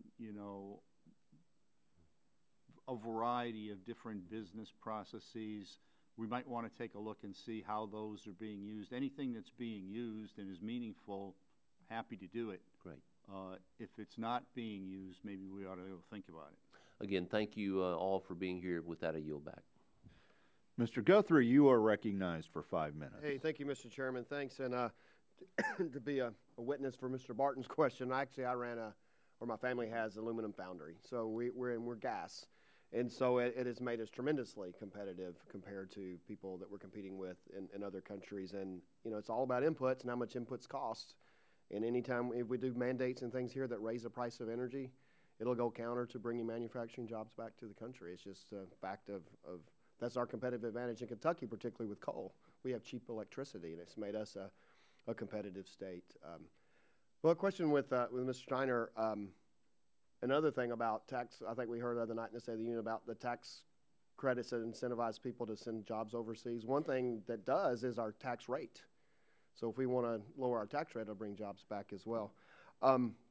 Steiner, I know you're in Kentucky, obviously, and I know you're there because of the great working employees that are there, but I know the iPhone isn't necessarily completely assembled in the United States. Right. And so why are you competitive in Kentucky? And what decision-making did you go? I know you got a great workforce, but it's interesting to know why you chose to manufacture it here. So in Corning, we always start with an invention, and then what allows us to compete is a very efficient process. So we spend a lot of our R&D dollars on process efficiency. And the process we use in Kentucky allows us to compete worldwide. But we are hampered by the effective tax rate of $1 of income out of Harrodsburg is about 39%. And our effective tax rate as a company is 21%. So it's much lower in other areas of the world. So we have to offset the tax rate difference with a much more efficient process. But if you had lower tax rate, you would still strive to be more efficient just because of competition. Absolutely. Yes. You always compete with the process first. Always compete with the process. So, but your process is energy intensive. It is. So in our process, again, in Harrodsburg, labor, batch materials, and energy are the three major cost components. So anything that drives your reduction in energy energy costs certainly helps us. And anything that drives up your energy costs makes you less Makes us competitive. less competitive, and that is an advantage we have over other areas of the world in And that- Kentucky. Specifically in Kentucky, but yeah, as a country as well, most parts of the country. Correct. So, with the trade agreements that we're talking about, there's the Trans-Pacific and the European. What are your Yeah, issues with that, and what do you? So again, we about 78% of what we make, we export. In the case of Gorilla Glass, virtually every square foot that's made in Kentucky gets exported outside of the U.S. because industries, as Mr. Block said, to make televisions don't exist in the U.S. yet. So to keep access to global markets is vital to us because we're basically an export company. That's what's interesting to note about what you do is that you're not making for the well. Eventually, the products come back for the American. Many of the products come back. Many of them come back, but you're not. Just here making for the domestic market, you're actually exporting and find yourself competitive. But anything that we do here, well, what kind of things could we do to make it better? I know the tax rate. We don't want to affect energy rates. Access to foreign markets is quite important. The other issue that's very important for us is IP protection. Again, we compete because we invent first and then we invent a process. It's important to have U.S. style IP protection all over the world, not just in patent law, but in trade secrets. It's a little easier to enforce patents because we can look at a product and tell whether or not it's used our glass composition. Trade secrets is a more difficult issue from us because somebody could copy our manufacturing process, but since you don't have access to it outside of the U.S., you may not know that. So we need fair enforcement all around the world in both patent law and trade secret. Is some of your decision to manufacture yours to protect your intellectual property? So we feel more comfortable certainly with our situation in the U.S. A lot of our industries are in China, and that's a constant discussion in Corning of how do we protect ourselves outside of the U.S. like we can within. Well, you're a great employer, and we really appreciate what you do for that community. It's several big industries there, and a lot of it's driven by energy costs, and we really appreciate what you do. And I actually just picked you guys up in redistricting, so I've been very blessed to represent you. I look forward to working with you. Thanks, and we appreciate your support. Thanks. I yield back. Thank you. And Mr. McKinley, you are now recognized for 5 minutes. Thank you, Mr. Chairman, and thank you for assembling the meeting prior to this with the displays and also for this panel that we have. I guess I'm taking a little bit more of a cynical approach, perhaps. I've been here 2 years in Congress. Years ago, before going to college, I worked on an assembly line. My brother was in the steel industry, working in the mills. And I've seen the demise of the industry over in our area, northern West Virginia. We've lost 30,000 steelworker jobs have been lost because, in part and primarily because of, I believe, government interaction, government intrusion, government regulations. And I've heard you talk a little bit about that. I've heard a lot of love coming from this side of the table from people that say they have your best interests at heart. And I would think that the manufacturing all should be very robust, given all the love that you're getting from this side of the table. But we've heard comments made about the sequester. We've had two votes on sequester. We're trying to avoid the sequester, but we can't get the other side of the aisle to support us on that. Oh, they'll say they're concerned about it, but we've given them the votes and they don't take them. So I'm concerned about it. I'm concerned about where we're going to go with this. I listened to that initial polling. I thought it was a very good question that the chairman came up with, and it was just show of hands, and certainly it wasn't scientific. But when he mentioned tax code and regulations, that's more than all the other combined, the issues that were raised. Tax code and regulation. But yet we can't get the people on certain areas of our Congress to accept that. They think it's more of what we've been doing for the last 4 years in Congress, more regulation, more government intrusion, more taxes, higher energy costs. Is that the direction? Is that what you're telling us now? I'd like to make sure we're going in there. Should we be going in that? Do you really think the last 4 years is the best direction we could go if we're going to make manufacturing all that it can be, where we have American exceptionalism again in our manufacturing? Is this the direction we should continue? Or what would you suggest to wake up members of Congress to understand what it's like to see a demise and struggle within the manufacturing business? Can you give us some direction on where you might give it to us? I heard you say tax code and regulations, but EPA and OSHA, regulatory, tax policy, Obamacare, I've heard how that's affecting businesses all over. The sequestration, R&D, energy costs. What should we be doing? Not just sweet talk, but actual, what can we do? What should we do if we're going to reverse manufacturing the demise? Can a few of you give you some good examples? Well, thank you for the question. You ask what Congress should do, and honestly, for our industry, the regulations and taxing, healthcare, everything that we see coming down the pipeline is becoming more burdensome. What you could do is stop. Thank you. You could stop. That would allow us to be the manufacturing engine that drives this country. But why don't you think that people are hearing that? It's so basic. Get government off our backs. Free up that. I hear time and time again, manufacturers will get back if we just backed off. But the Congress doesn't seem to want to back off. It thinks it's going in the right direction by becoming more intrusive in your workplace. How do you do it? What are we missing here? Why aren't people listening to you?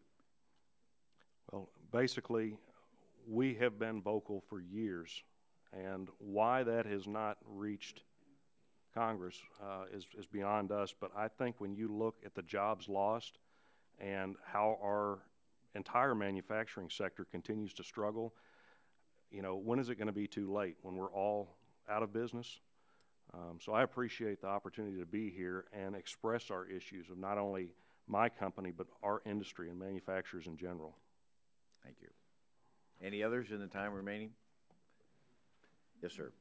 It's not so much the regulation as it is the unknown Congressman Waxman talked about. You know, gridlock and arguing from both sides is a necessary part of the government process. We need that. But when something is enacted, get to it then on specifically what we've got to do about that. We've had the Obamacare for 2 years now. The only thing I've seen out of that, we provide hospitalization for our employees. Our insurance cost has went up 20% a year for the last 2 years. And yet, it's not even enacted yet. But the anticipation of that, the unknown, the insurance companies have had to respond that way. So what we need is swift action. I talked for a second about the dredging of the entrance to the channel in Brunswick. The Corps of Engineers has been working on that for 4 years. They don't get the allocation of the money to be able to do that completely at one time. So it's piecemealed and it fills right back in. We're in a world where we have to respond to market conditions immediately, and government's not responding as quickly. Thank you. Yeah. Thank you very much. Mr. Johnson from Ohio, you're recognized for 5 minutes. Well, thank you, Mr. Chairman. I too appreciate the opportunity for today's hearing and the demonstration of products that we saw earlier. I had several manufacturers from Ohio that displayed their wares, their Thermo Fisher and their orbital mixer, Quanex and their window efficient linings, and of course Magnum Magnetics, one of the few companies that provides flexible magnets to consumers and businesses. I had a line of questions here, but I want to take just a second because we've asked you guys a lot of questions and you've been very gracious to give us your opinion. One of the issues that came out in the State of the Union, it's been alluded to here, several times is the president's insistence that cap and trade is still on the table. Climate control is still a big issue. It probably doesn't come as a surprise to you in eastern and southeastern Ohio, where we have a wealth of oil and natural gas, and the prosperity that that's bringing to our region and to America's ability to become more energy independent and secure. The vast amounts of coal that we have that provides reliable and affordable energy, that's a big issue. And because of where we're located, manufacturing is a big deal. We're in a manufacturing corridor. And I talk to businesses every single day that are saying, Bill, we're in jeopardy of having to lay off our people because we simply cannot keep pace with these rising energy costs as coal-fired power plants shut down, as energy costs go up, as the tax burden and regulations continue to drive up our cost of doing business. We're not going to be here. So let me just ask you've been polled a couple of times now, so for the sake of time, let me just ask one final polling question in my time.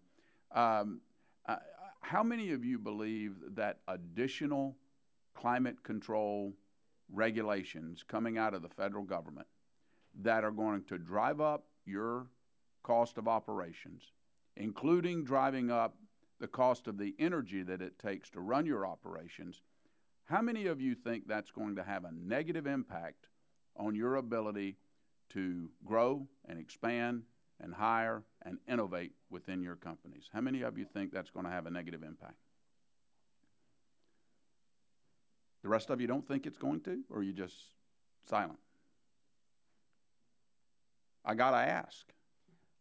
For me, it's just beyond the scope of my responsibility. Mr. Hughes, you don't think climate control regulations are going to have an effect on your business? So I guess, you know, in my opinion, it depends on how they're implemented. I qualified that. They're going to raise operating costs. They're going to raise the cost of reliable, affordable energy. It was very specific because that's what's happening with the shutdown of the coal industry, the elimination of coal-fired power plants, and the attack on hydraulic fracturing and our ability to go after fossil fuels. That's going to affect your operating cost. That's going to affect your business? Well, let me just say that anything that impacts operating costs will theoretically have a negative effect. Yeah. I realize this is a politically charged question because it's one that the president is very interested in pursuing. I can see the stares and the why are you putting me in this position to have to answer this? Well, folks, I'm going to tell you, you folks are the ones that help us determine what the agenda is and how we fight these battles. If you don't want to see increased operating costs, if you don't want to see your electricity rates go up, then I would simply encourage you, speak out. Speak out in your industries. Speak out when you come here. Let the American people hear what it's doing to manufacturing. You know why we can't stand up a nuclear power plant in America anymore? It's not because of technology. It's not because of permitting. It's because of what David McKinley talked about earlier. It's because we don't manufacture the kind of steel here anymore to enclose nuclear reactors. We have to buy that overseas. And you've got other industries that are in jeopardy of being closed down because of onerous climate control regulations. So I would just encourage you, don't be bashful. You want us to help your industry and spur manufacturing? Give us a voice with the American people. Thank you, Mr. Chairman. I yield back. Gentleman from Florida, Mr. Bilirakis. Thank you, Mr. Chairman. I appreciate it very much. Thank you for giving me the opportunity to serve on this committee as well. This is an outstanding hearing. And as long as you continue to think that way. Thank you. I will. I promise you. This has been outstanding. Now, I want to focus also on the regulation and the overlapping regulation or over-regulation as well. And I want to ask Mr. Smatsky a question. Your testimony briefly touched on how your company and business is regulated by the FDA, but has faced the possibility of also being regulated by the EPA. Can you further explain how your business operations would possibly be impacted by adjusting to a new regulatory scheme? Must you also comply with the sets of state and local regulations? Do your federal regulations again a conflict or overlap with these state and local regulations? Because that's what I keep hearing in my district and in all over the state of Florida. And then what's it going to cost you to comply with these overburdensome regulations, in my opinion? That's my question. Thank you. Thank you for the question. In terms of the FDA regulations, they are of the highest standards to protect the consumers. So we feel as a food manufacturer, it's in our best interest to go at the highest level standards, which is above and beyond the EPA. I can't recall the second question that you asked me as well. Well, in other words, the state and local regulations in general, complying with those as well. Do federal regulations ever conflict? I believe they do, and overlap with state and local regulations. They do, Congressman, although I just don't have enough data at this point in time. I'd have to get back to you to further answer that question to give you more clarity. So I'm happy to submit anything for the record. And what does it cost you? I'd like to hear from other members of the panel as well, anyone that wants to jump in. Thank you.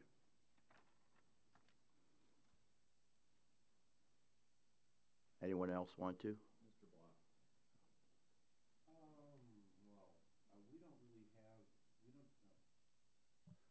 We don't really do any particular hot processes or have any issues with the regulatory environment ourselves.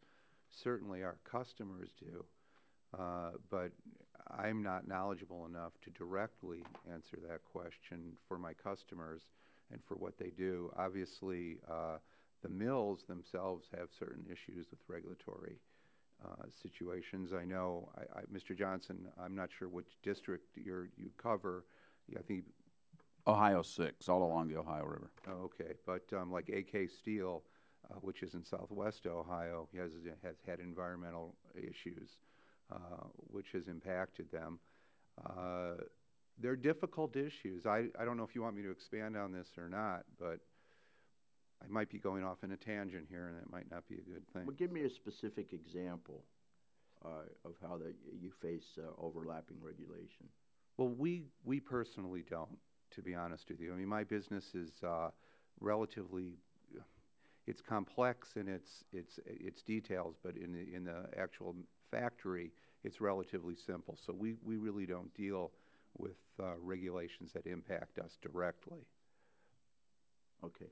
I have one other question, Mr. Chairman. Can you please describe how your manufacturing, this is for the entire panel, how your manufacturing enterprises fit within the domestic economy, and then how do you impact other businesses and sectors up and down the supply chains?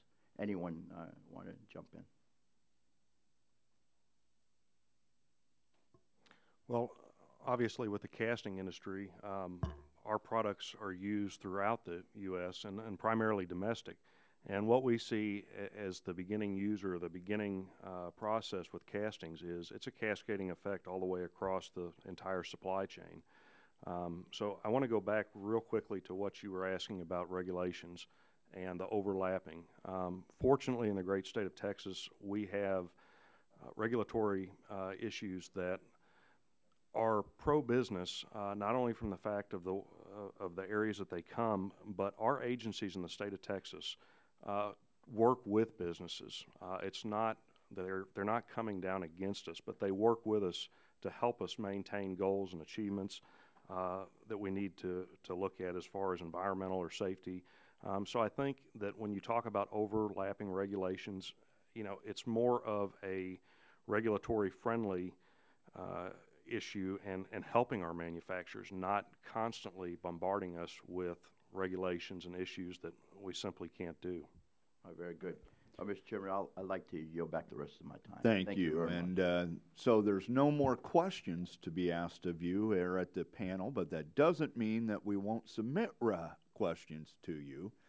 You or your representatives may probably already know that or have been briefed that we have the opportunity and I have several questions that were kind of prompted from your testimony and answers to questions. So be looking forward to receiving your answers to those. And to all the members, remind you that you have 10 business days to submit questions for the record and ask the witnesses to respond promptly. And then want to mention that the Manufacturer Showcase will open again for an hour after this hearing. And I want to thank all of their help for the showcase, our clerk Kimberly Howard, our press secretary Charlotte Baker, and Caroline Ferguson from the committee. Now, thank you. You guys were awesome. Great testimony and feedback, exactly what we were looking for. So thank you for being here today, and we are adjourned.